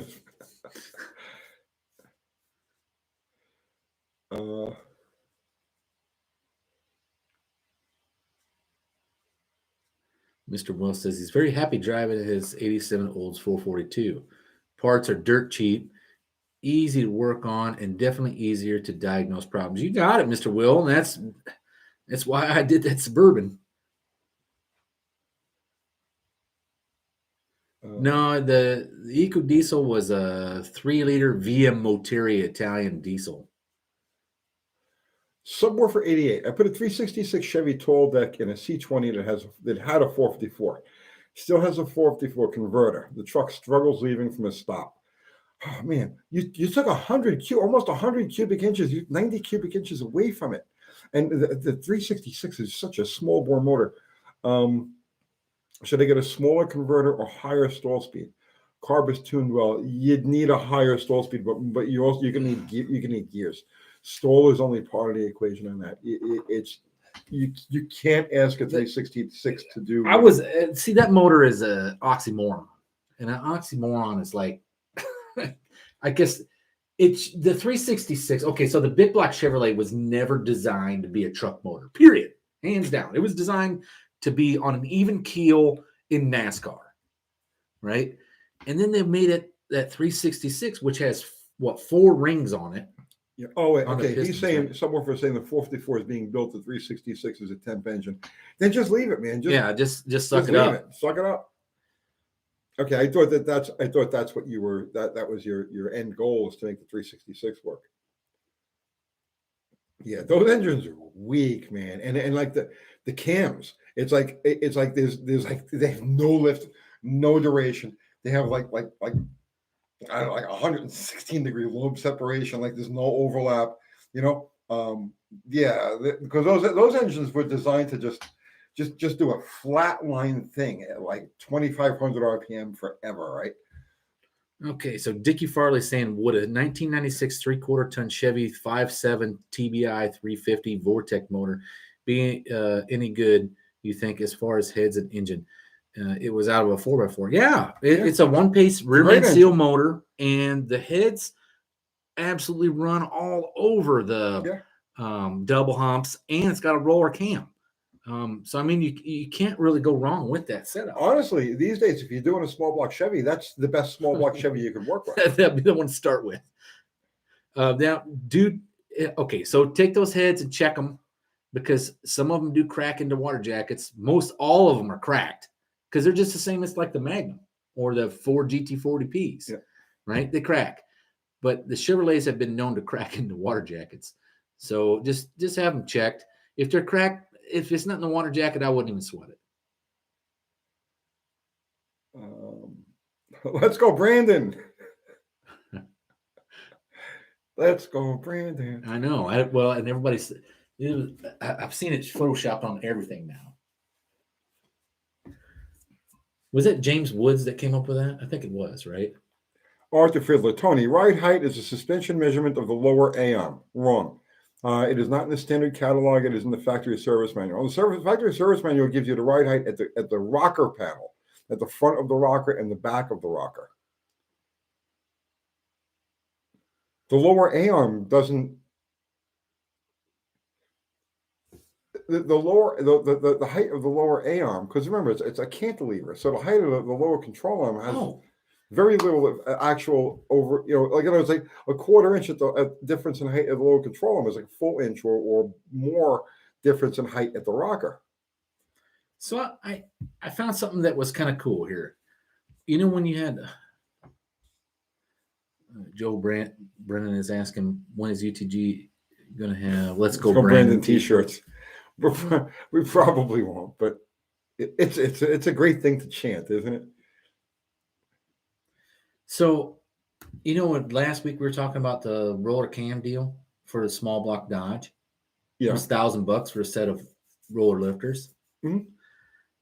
I went and looked at my source, and I found made in America $600. That's still a lot for solid roller lifters.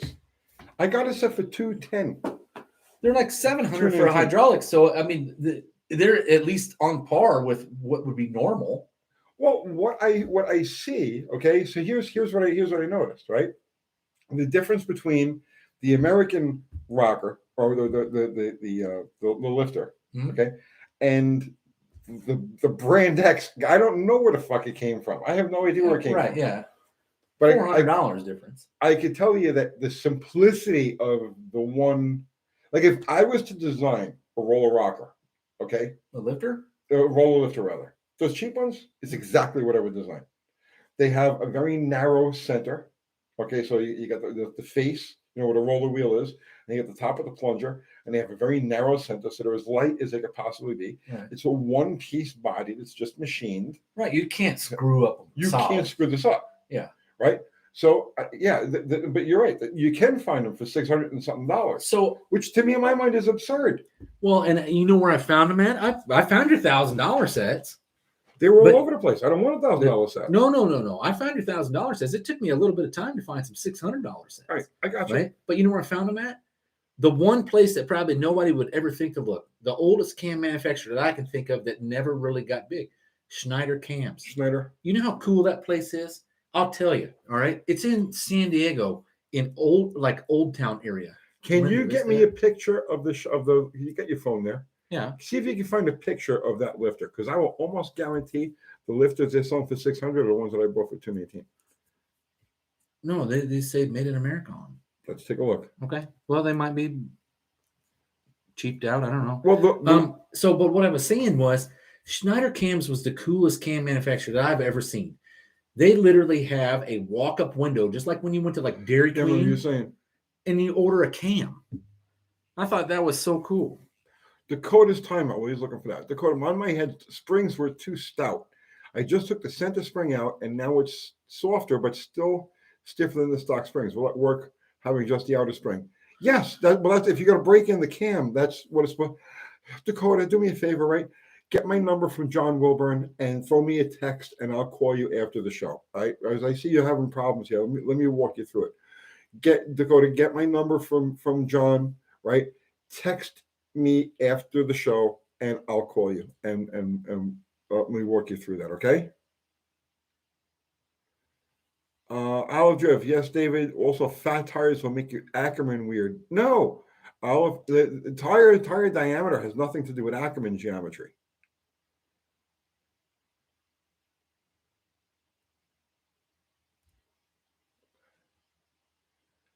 Bruce W. Tony, I found an article you wrote about. Is AMC lifter the same as a Mopar? Yeah. Okay. $624.99. Do they look like that? No. That's an AMC Starting one. at $624. Right. That's an AMC one. Let me find that small block Dodge. I thought the AMCs were the same size. AMC is the same diameter. Dodge small block. $649.99. Yeah, $650 slash got all. Okay.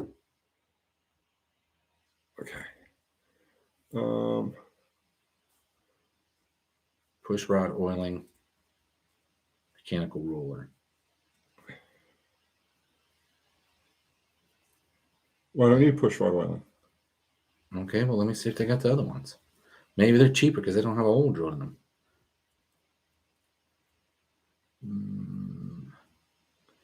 Big block's not the same, right? No. Oh, yeah. Big block's same. Same lifter? Should be. Okay. I mean, they are $589.99. So there might be a difference in the way the link bar is set up. no push rod oiling. Okay. Well, that's it. But it's still over $300 more expensive. Oh, right, yeah. But it does say made in the USA. So Arthur Fiddler, Tony, ride height. You adjusted on our cars at the torsion bar. I know. There is no published distance of how much the rocker is off the ground, which should be affected by tire size. The stock ride height is based on the stock tire size, and it's part of the stock alignment specification. And if you go to the standard catalog of American cars and you look that up, you'll get that distance. They have all of those measurements. So Doug Narden asked, have you had the pleasure of meeting the Cam father? 0. So I'm assuming he's talking to Zero. Asking. Okay, never mind. I met him. He comes to PRI every year. And I met him. Well, the last time I was at PRI was 2019, and he was 99. So yeah, that was the last time I saw him. Bruce W., I found an article you wrote about thinking to buy a new Dodge Hemi when your Dodge Dart fuel filter crapped out. Didn't you repeat this not long ago on your channel about buying a new Jeep? I don't remember. I'm not really sure what you're talking about. I remember doing something for I don't know, one of the magazines. It was about my Duster and the simplicity of being able to just change the fuel filter on the side of the road with no tools. But I don't recall any of the other stuff. Joe K saying I need to chime in on the hit and miss engines. You and Buff brought it up the other night, and now he's been on a kick with it. Okay, what about I'm assuming the hit and miss is the one single cylinder that like you use for oil derricks, right? Yeah, well, they use them to run factories. Or yeah, with the belts. With the conveyor system. Right. I don't know a lot about them. I've seen them. I've only seen them on the oil pumps, like when you're pumping oil out of the ground. Is the only time I've seen them. But I never have really worked on one. Now I am 100% fascinated by them because I think it's the oil ones were really neat because once you got them hot and warm, they only have like a glow plug in them. Right. They had a heat bulb. And then they would take the oil that they're pumping and in a little bit. That. Right. Yeah. And it was like, man, what an ingenious freaking little machine. But if you look on YouTube, there's a video where a guy starts up one of those engines that's been sitting for 100 years. Yeah. And he heats the whole thing with like a torch and puts some lube on it and just spins it. And it slowly chugs up to its 2 RPM or whatever the heck it is. They run a pretty decent lick. But the thing that I love about those engines is that they would start them up. They'd buy a new one in like 1908. And it would run until like 1932. And it would, but constantly. Yeah. Once you started it, that was it. It ran forever. And it consumed like a whole 5 gallons of fuel during that period. Yeah. And the only maintenance on them was they had individual oiling reservoirs. Like external oiling. Oiling. And somebody would every few hours go by and pour a little oil in the cups and then walk away. And that thing would run for literally like a lifetime. Decades. Just never shut off.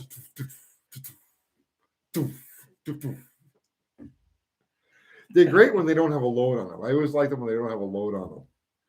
Oh, that's when they become more miss. Yeah, all miss, right. Yeah. The thing will sit there and go like 30 revolutions and then boof. Boof. Charlotte, Tony, do you like hit and miss engines? I absolutely adore hit and miss engines.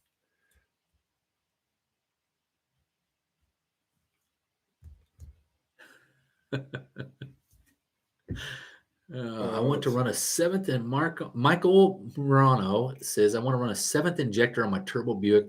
Would adding an additional alky injector help with detonation? I refuse to turn down the boost from 20 pounds to 15 to stop the detonation. Okay. Well, yes, a 7th injector is someplace early in the intake tract. So you're making sure that you're getting even spray to all of the cylinders. Yeah, that would absolutely help. But so would a water injection system. I was actually just going to recommend that. Why spend the money on the 7th injector? And I'm sure you're going to run it 100%, right? The duration, just like probably on a switch. And it would be just boost reference. So when it gets over like 15 pounds to start adding more, right? But if you're doing that, I would just do water methanol injection on that thing and then not even worry about turning it down. I'd probably turn it up more. Isn't that how that works? So because it quenches detonation, right? Or if you're running a 7th injector, you could actually just run some E85 in there. But that's, I mean, they make water injection systems that are just like plug and play and just make life so much easier. The Turbo Buick was designed to have, think of it like this. It was designed to have water methanol injection. The setup that the Oldsmobile got came with water methanol injection from the factory. Well, okay, he's saying it's a very day 2 GNX and I have a 7th injector. It's a very... It'll work. It'll work. Day 2 GNX? Man, if it's a GNX, I wouldn't be doing shit to it. I'd make it perfectly stock. Dave cares you. Did someone say, let's go, Brandon? I was on the bike and couldn't type. Yes, many people have said, let's go, Brandon.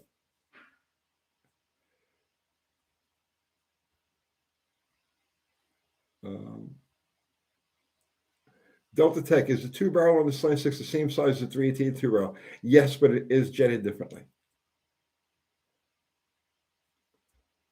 Oh, well, thanks. Brandon Miller says he loves the live feed. Awesome job. Well, you could thank Dallas for that. He's what makes the live feed. I feed. Yeah. That's it. Charlotte says, Tony, where I come from, they call them one lungers. Yeah, that's what he was talking about, just a one lunger. I've always known them as hit and miss. I mean, there's lots of single cylinder engines that are generally called thumpers, but hit and miss is its own separate entity. Jeffrey Nunez asked Dallas, "What's the main difference of the Buick 340 and 350?" I have a 67 340 in my 65 Skylark with a M21 Muncie with 373 Chevy 12-bolt, fun to drive. I'm sure it is. So the main differences between the 340 and the 350 is the 340 or the 350 is a 50 over bore 340, and it has a different valve arrangement. The head is completely different than the 340 head. The 340 head is the same as a 215 or 300 cylinder head. Very similar valve arrangements. It's actually made to look like a nail head. That's why it's got those two center intake ports, and all the exhaust ports are very far separated, so it looked like a nail head. When they went to the big block Buick, they redesigned the cylinder head on the small block, and they came out with the 350, and it has the same valve arrangement as the 455. So, or the 400, however you want to look at it. But swapping purposes, you can put a 350 where a 340 was, or vice versa. They're virtually the same deck height. Everything's the same. John Wilburn says he knows nothing about the hit and miss. Maybe just YouTube, man. Just YouTube search hit and miss. There's thousands of hit and miss videos. Okay, Mopar Man 1978 says, Dallas and Tony, working on my dad's 78 Chevy truck distributor for the 350 line distributor up, and oil pump shaft won't drop in all the way. Tried all the tricks to drop it in. Cam or pump be the issue? Working on my dad's 78 Chevy truck distributor. So 350. Line up I've seen this and oil before. pump shaft won't drop all the way. Oh, okay. Yeah, no. Here's how you do this. Okay, here's how you do this. Drop the distributor in, okay, but drop it in retarded, right? Then crank the motor or spin the motor over, and as it spins, it'll grab the tang will line up and it'll suck the distributor down. You don't even have to put it in retarded. You can actually time it, and then when you turn the motor over, well, yeah, he's right. Skip what I said about retarding the thing. He's absolutely right. Yeah, just spin the motor over and it'll drop in. Chevrolet is the only one that is like that. Yeah. We're able to do that. Now, if it won't drop in that way at all, then you might, when you have pulled that thing out, I've seen them where they got like a little plastic collar down there in the bottom that gets like soaked with oil and brittle from heat, and they break when you pull the shaft out, and then your shaft sits in there at an angle, right? Yeah, you have to take a long screwdriver and try to get it back in there. Get the long screwdriver in there and make sure that is engaged in the pump. It's an intermediate shaft. It's about yay long, right? And it's slotted on both ends. Okay. So you want to get a long screwdriver in there, engage the pump with it, make sure that's engaged the pump, then take the distributor, line it up how you want it to time it how you want it to be. It won't drop all the way down, but then crank the motor. And as soon as you crank it, it'll spin like a half a revolution and it'll drop right in. Yeah, you don't be surprised you come back out there and it's sitting flush. Yeah, that's just a Chevy thing. Oh, let's see. Loomis 2029. What's your opinion on a mid-80s 350 with 305 heads? I don't really have one. Do you? Not really. I mean, I've done before, especially if like when you remember when the 305 had the HO model. They were like a performance head Yeah. for a 305. They worked pretty good on a 350. Well, I'm pretty sure those 305 were 350 heads. They just have smaller valves because that bore size is so small. Charlotte Quillen says, thumbtacks with valves. yeah, that's probably that is the truth. Terry CH, look for the 0 RPM hit and miss engines. I didn't know this was possible. I didn't either until somebody brought it up on the last live feed. And they Zero said RPM. 0, and believe it or not, there is such a thing. It exists as a 0 RPM internal combustion engine. It's So crazy. would that be like It's a 2-stroke. a 2-stroke? But it would have to fire like every 2 minutes. No, what it does in the fire every 2 minutes. Right, because it's 0 RPM, right?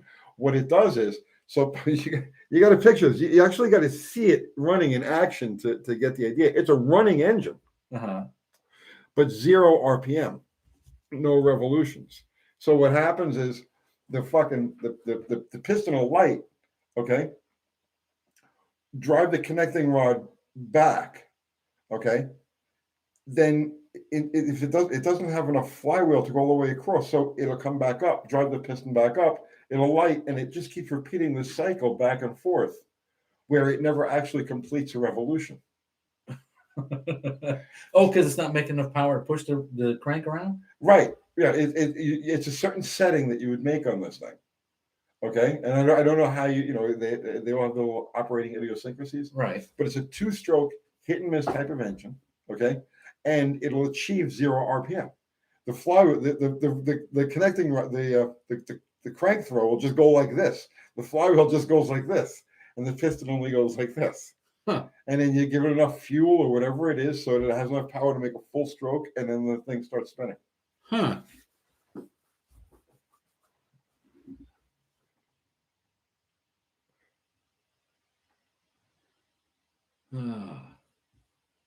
Didn't Saab make a 2-stroke car? Yeah, the early Saabs were 2-strokes. There were a bunch of people that made 2-stroke cars. There's nothing wrong with a 2-stroke. They make gobs of torque. No, they make no torque. They make good power, but they make no torque. Really? Yeah. This is different than like the 500cc 2-stroke motorcycle? No. Oh, man, do they make torque. They're doing wheelies all over the place. It's power. It's not torque. Is that what it is? It's horsepower. Yeah, there's no torque.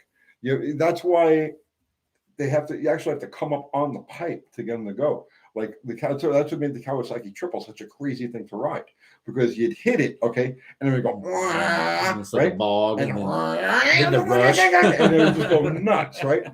Because it has to get up into its power band before it. Huh. Mike Batista is saying the 305 was the cheaper on gas 350. There was actually no comparison between the two on anything. They both. The 305 is a gas hog too for what it is. Michael Morrow. Okay. I was going to say, out of the small cubic inch engines that happened around that time, the 307 Oldsmobile was the killer.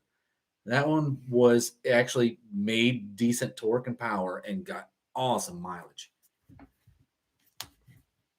Yamaha made awesome 2-stroke street bikes. I had an RD 350. The RD was great. The RD made a lot of power. My favorite one was the R5, the one that came before the RD. It was just such a tight, little, happy, like zing around motor. It was awesome. You could be utterly fearless on that bike. The RD made more power, for sure. But there was just something so happy about the R5. So Mr. Will saying, Tony, weren't some old diesel trucks like 2-stroke diesels? Yeah. Like old Max. That old diesels were all generally 2-strokes. Yeah. Detroit's was the big ones, right? But the 2-stroke diesel was around. It was even used in shipboard use for years. Michael Morrow, could you do a video on the A990 firefighter competition car? Maybe try to locate it. That is a brilliant idea, Michael. And you know what I'm going to do first thing in the morning? Is I am going to make some phone calls and see if I can find out, because that's a brilliant idea. Thank you for that. They do sound amazing, and they don't. Jans 50 was saying that Detroit made 2-stroke diesels, and they sound amazing. They do sound great, and I'll never take anything away from them. But man, were they just down on power, not making a lot of power. Wayne says my stepbrother inherited an RD350 that his dad had built. And it took him a few weeks to figure out where the power band was. I know, I can relate. Let's see. Rocky Myers, have you thought about multi-carb for Plan Z? No multi-carb. Sticking with a single 4-barrel. Let's see. You all blew me away. Who blew you away? Dave cares for you. Michael, Steve Maggs has pictures of the A990, maybe a precinct number on that. Well, Steve is going to be on the show Sunday night. Steve will be with us Sunday night at 7 o'clock. But I will call him. Actually, you know what? I got to do this now so I don't forget. So just hang on one second. Let's see. He's a messenger last. I'm going to send him a message. Steve, because if I don't do it now, I'm not going to remember.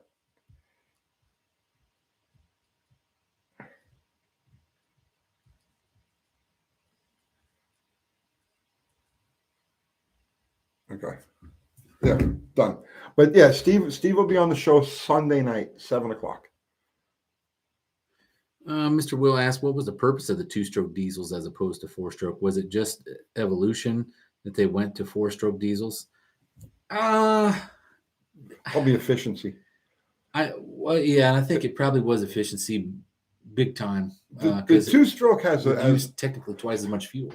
Yeah, the two-stroke will make great horsepower, but it lacks on low-speed torque, which is something that you need for a truck. So, which was not unheard of to have a 2-speed or a 2-stroke diesel with a supercharger with 2 turbos feeding the supercharger. Yeah, right. That's how they normally were, because you can't overboost a diesel, really. Vince Venture, I like Steve's junkyard stuff. I love Steve's junkyard stuff. It's awesome. Man, I thought he was coming down here in September.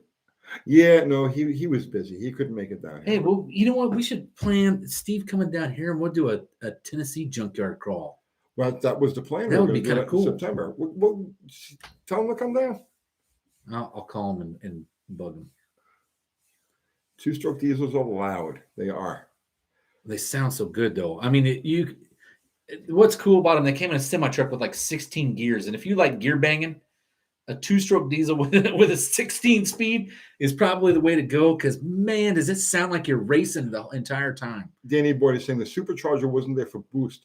The blower did the job of the missing intake valves. Yeah, I always equated the blower on the side of those diesels as being like a reed valve.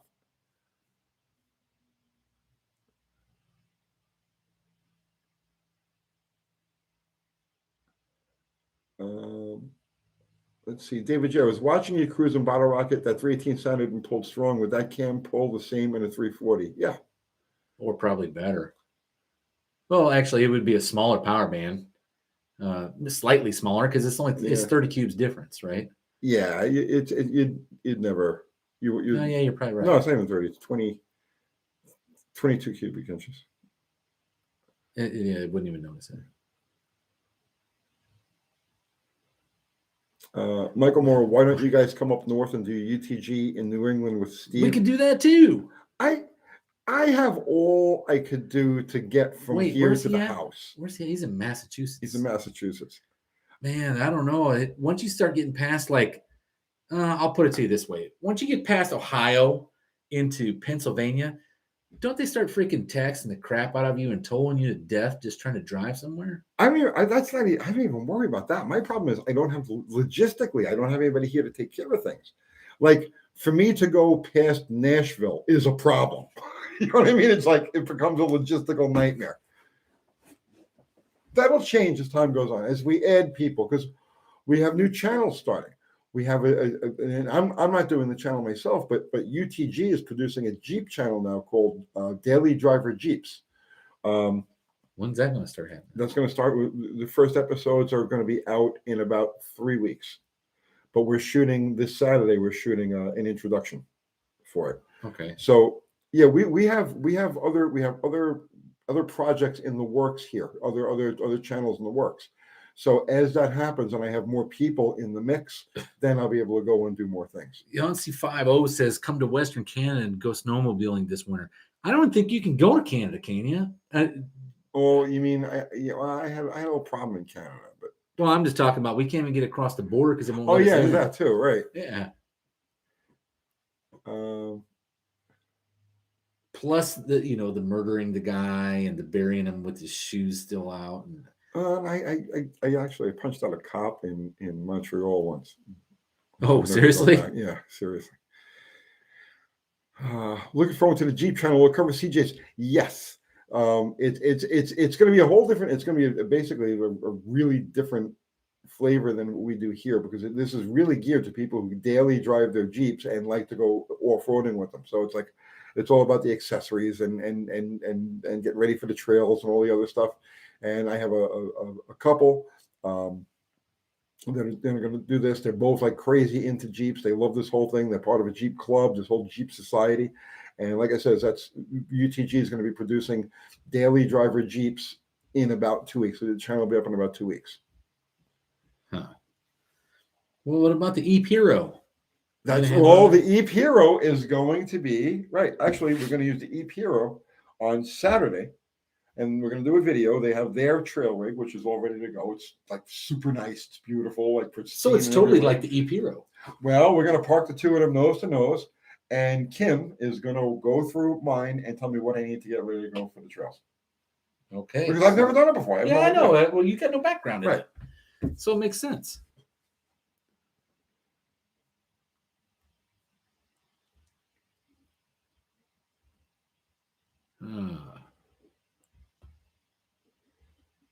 Let's see. Oh, did this thing freeze? No. Man, look at that. We made it an hour and 46 minutes like it was nothing.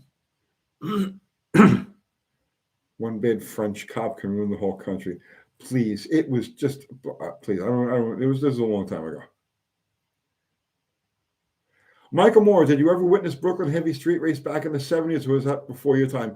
It was just literally just at the beginning of my time. Like that era and me coming along just barely. But I was just talking to somebody about this yesterday or the day before, very recently. No, me. Talking to you about it. Yeah, okay. Like because like Barry Petard, who was one of the Mutt brothers, is one of the people who took me under his wing. I was a teenager. And he's one of the guys that took me under his wing and started teaching me basics and the a lot of the stuff that not the stuff that I learned, not the stuff that I know, but the stuff that I learned was basically through to people like Barry telling me, give me certain ideals, certain mindsets to work with.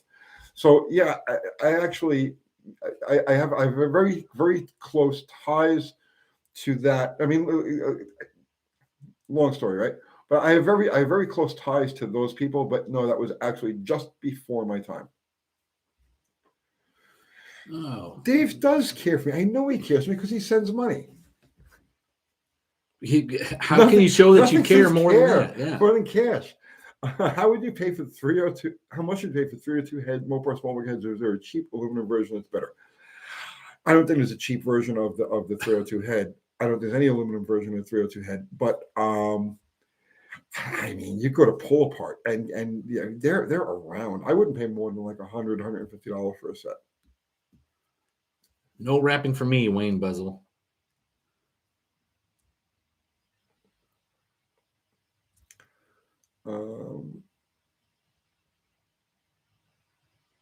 I know the Canadians have good beer. I want to go up there. I haven't been up there before. Cold War Motors. Yeah, Doug, man, that is a great channel. Cold War Motors is an awesome channel. Which one's that? You have to watch it.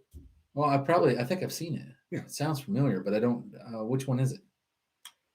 You can see which one is it? Yeah. What do they do? These Russian Ladas? No, that's Garage 54. Oh, that's a great channel. No, you got to see it. It's hard to explain. It's very, very like grounded, earthy. He works on a lot of older stuff like straight 8 Packards and Buicks. And all right. Like he does. Just check out the channel. You'll okay.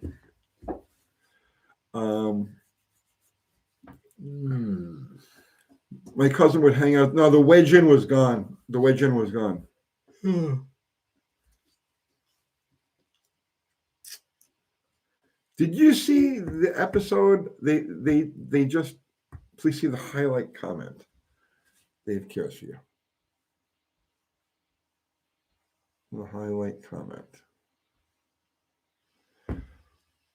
Dave, I did. I answered that, man. How much would you pay for 302 Mopars? Yeah, 100, $150, but I don't believe there's an aluminum version of it.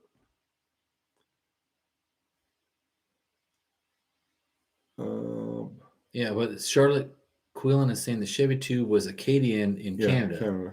That was a Pontiac Acadian, right? You know what it was? Oh, we all talked about Brandon. What was that? It was a Pontiac Acadian, wasn't it? With a Chevrolet motor in it. I don't need They get weird up there for for us here in the States. It's weird because you're used to seeing stuff that's kind of the norm. But that Acadian, I think, is a Pontiac. I believe you're right. Dave, yeah, Dave, I got it, man. You were asking about the 302. Was there a second one?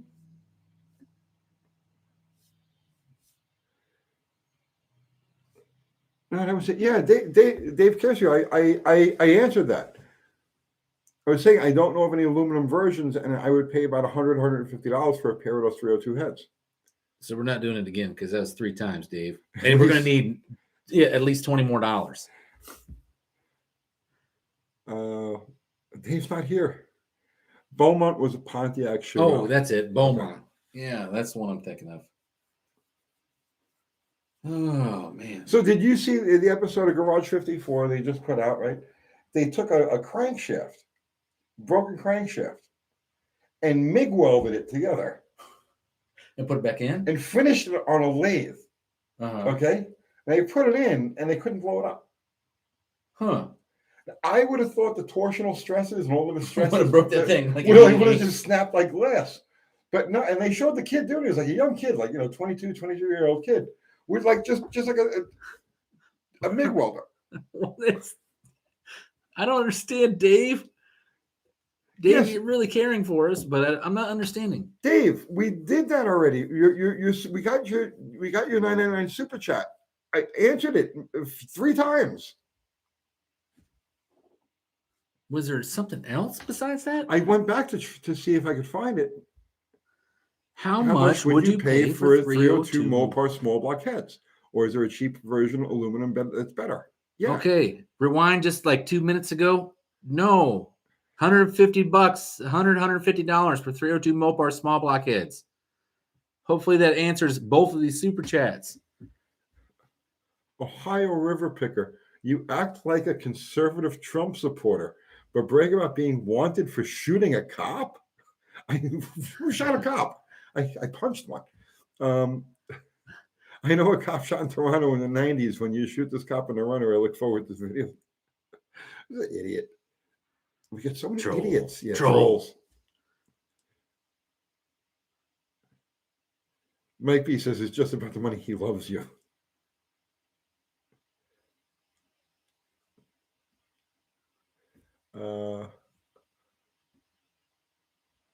Let's see. Oh, okay.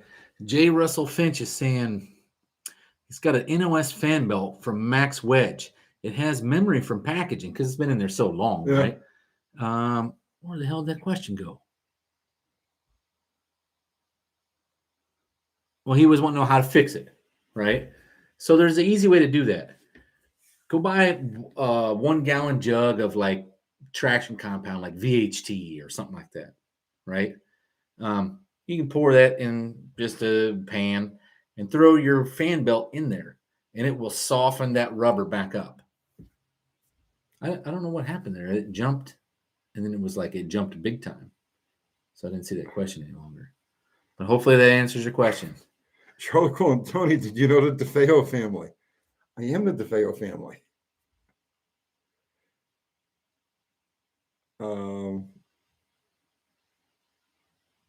Let's see.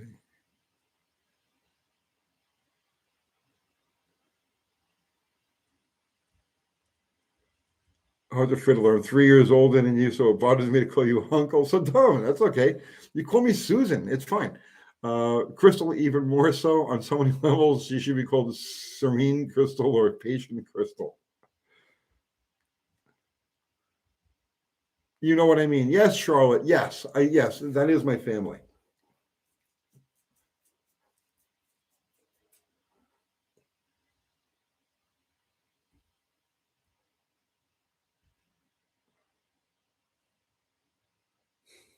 She's like the down to earth Crystal. I notice when you always do your marketing bits for your shirts and stuff. Yeah.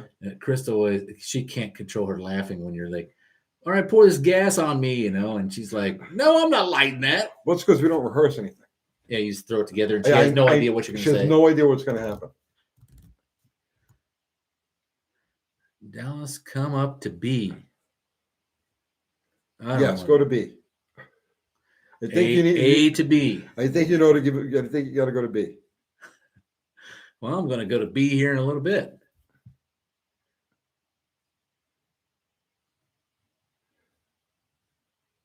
Charlotte Cullen. Wow, I didn't know, but I was being still respectful. There's nothing to dance around. That's my family. It's my cousin Ronnie. No big deal.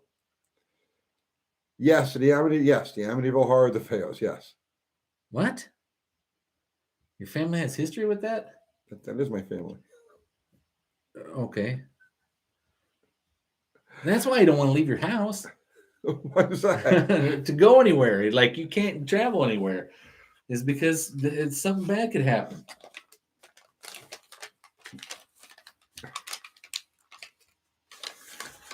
Michael Moore, how did you come up with the realization that the quarter-mile street race bench race story needed to be shared on paper? For me, it was that article was American Graffiti. I didn't, Barry did. So the Bobby in that staccato, I realized something. I wrote that 40 years ago, okay, and it's still getting traction. That wasn't my idea. That was actually Barry's. And Barry was Bobby in the story. The Mudd brothers were the Mutt brothers. The publisher didn't want the actual names. He wanted me to change the names. So we had to change Barry to Bobby and so on. So there were small changes like misspellings of names. But it wasn't me who wanted to publish that story. It was actually Barry Petard. Bobby Petard? Barry. No, I'm kidding. Oh, yeah, Bobby Petard.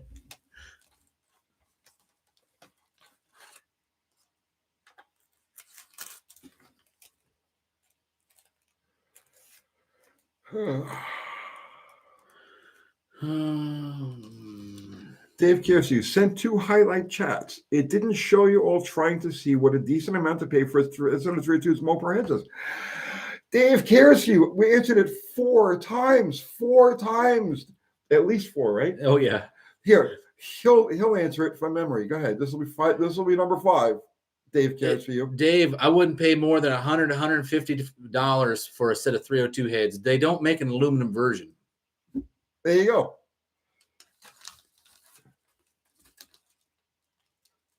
And I'm assuming next time, this guy can't be serious. He's got to be trolling us. How much time can he waste? He might be playing. Michael Moore, did they actually race the 250K? Is that folklore? No, it's real. And that's not counting the side bets. William Sanders asked Dallas, if you were wanting to build a 461, where would you get the stroker kit? William, I'm not familiar with 461. You're going to have to explain that one a little bit to me, because what would be 461? 40 over Chevrolet big block. Yeah, you're going to have to go into further in depth for something for me. I don't know what 461 is. $15 troll job. Seriously, don't be so scared of needles. Cecil Gilbert, thank you, man. Olive, it's not just needles. Let's go, Brandon. Woo!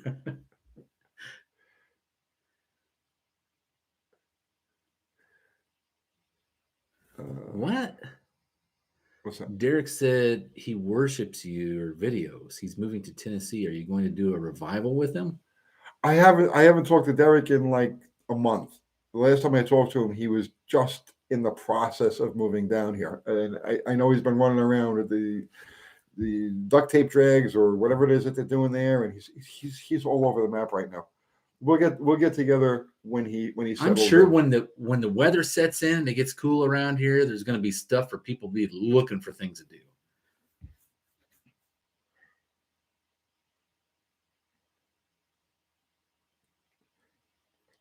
John Wilburn, it's not the needle, it's the tyranny. The Beast of Turin. Does Dallas know about the Beast of Turin? I don't know. Do you know what that is? You've never seen the Beast of Turin? What the hell is that? Oh, Jesus. It's a movie? No, man, it's a car. It's a car. It's a 1911 Fiat race car, which is like seriously the most badass thing you will see. Fiat? 1911. It was built in 1911. Yeah. Yeah. It's like 4-cylinder, 800 cubes. 2,000 cubes. Dude, that was no game. Yeah. It is seriously the most intense thing. 40-liter inline 4. Yeah, keep them entertained for a minute. I doubt I could do that after that one. Sure you can. I mean, it's literally 2 hours right now. I got to get going. My kids waiting. We'll go in a minute. I just want to show you this real quick. The Beast of Turin, huh? Yes. The Beast of Turin. Yo, did I tell you that we're patterning our Lemons car after the Old Yeller? My Max is it Grabowski? So, something ski built a car back in the 60s or late 50s out of junkyard stuff and competed with Ferraris and Porsches on road courses in Southern California. Max Grabowski. Yeah. I know the car. Yeah. So it was called Old Yeller, and it was a Buick with a Muncie in it. Okay. Right. So we did our Lemons car is the Old Yeller Pig. Buick motor. All right, so I'm just going to skip ahead here. I can't see anything. Oh, is that it? Well, that looks like a Barracuda. Wait. Okay, yeah, wait. That's what I'm expecting to see. All right, now you watch this carefully. You tell me you've ever seen anything more badass than this in your life. Watch this.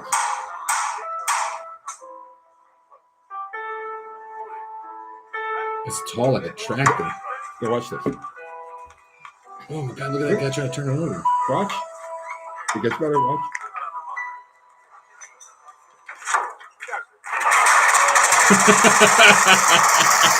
Oh, it's a recoil, spring recoil setup? I don't know what the hell it is. Yeah, dang. It's like an aircraft engine from that time frame. I need that. Your ring seat in at all? I need that. So is this thing still over in Europe? Yeah, the guy races the piss out of that thing. I thought that what was going to happen is that I could see the guy cranking it and was barely moving, right? Like, say, 10 degrees or something. And then I thought it was going to catch and then flip him around or something. No, he goes, and then it just falls back. Well, and the handle just falls like this. Yeah. Yeah. It's that pause between like the last crank, and it's long enough for him to actually step back and stand up, and then it just goes fucking nuts. 132 miles an hour in 1920s. Yes, Max Balchowski. Yeah, that was it, Max Balchowski. Yeah, that is a cool car. What's a 400 Pontiac?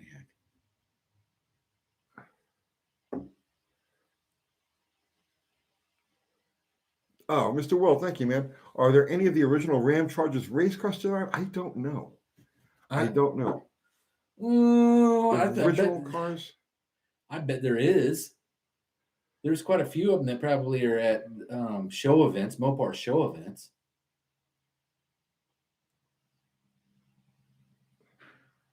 Oh, John Wilbur, no, you finally saw the Beast of Turin video, right?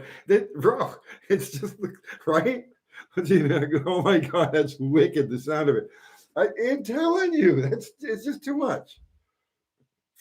Well, the funny thing was, it's probably only like 6-to-1 compression or something, right? It's just so dang big. It's thousands of cubic inches. I know. There's one shot where they're showing underneath, they got the oil pan off of it, and the crank is just this giant thing. It's really just like a blob of metal they poured into water and then just put it up in the motor. It'd be like a tractor crank. It probably is an aircraft engine, I'm sure. No, I think it's all completely Custom that car. Yeah. Huh. All right. Yeah, guys, that's it. We're over the 2-hour mark. It's been a long day. So Dallas, what do we got to plug here? Well, buy some AHRA merch. Nobody's been doing that recently. Oh yeah, AHRA merch. Buy all of the AHRA merch. Yeah. Dave cares for us. Sent another. I'm in timeout, but I'm the good guy that gives dough. You are. The chat is messed up, so it's delayed by minutes. So it looks like I'm asking over and over, but it was. Oh, okay, man. I was like, what is going on here? Maybe this guy's trolling us now. So yeah, absolutely. Go buy a bunch of Dallas's merch, right? T-shirts. Buy some Tony's merch. Yeah. Buy all the merch while you're at it. And okay. Oh, Scott's Speech Up. Jed is going to be on John Wilbur's channel this Monday. Yeah. Okay. I'm going to drop in on that. He's good people. Oh, I still got to call him about that 3-barrel. I've been too wrapped up with the worst problem ever. The worst problem? Oh, this is the worst. You fixed that. Yeah. Yeah, this was the worst. So Monday on Joe Wilbur's channel, Scott Speed Shop. Sunday night on this channel, we'll have Steve Magnanti back, 7:00. Everybody who contributed with Super Chat, including you, Dave, cares you so much. Thank you, man. I appreciate that. And everybody contributed with just regular conversation, man. We love having you guys. This is just awesome. Buff is back. Buff will be back again the following week. Oh, and the live Hemi thing is going to be the week, not this weekend coming up, but the following weekend. It's going to be 3 days of live. There's probably going to be about 30 or 40 hours of live broadcast with this thing. Friday night, they're going to get Saturday, it down and and Sunday. Yeah. So it's driving out of here Sunday night. If I have to carry what you going to do with I'm all that room? Use it. I'm going to use it. I got to take Plan Z apart, and that's where I got to take it apart. Did you want me to bring Stage 1 Buick down here? A 70? Yeah. After that's got to be your full-on muscle car spot, right? Like the heavy hitter spot. Well, I got the junkyard jet guys they're gonna pull their car in soon and get it. I'm not worried about it. We'll figure it. We'll make room for everything and everybody. So, well, guys, my cranks are just about done, so I'm going to be putting together that Stage 1 motor. So anyway, yeah, that's it, guys. I'm out of here. I'm hitting the end stream button and calling it a night. Good night, all. I'll see you tomorrow. See you next week.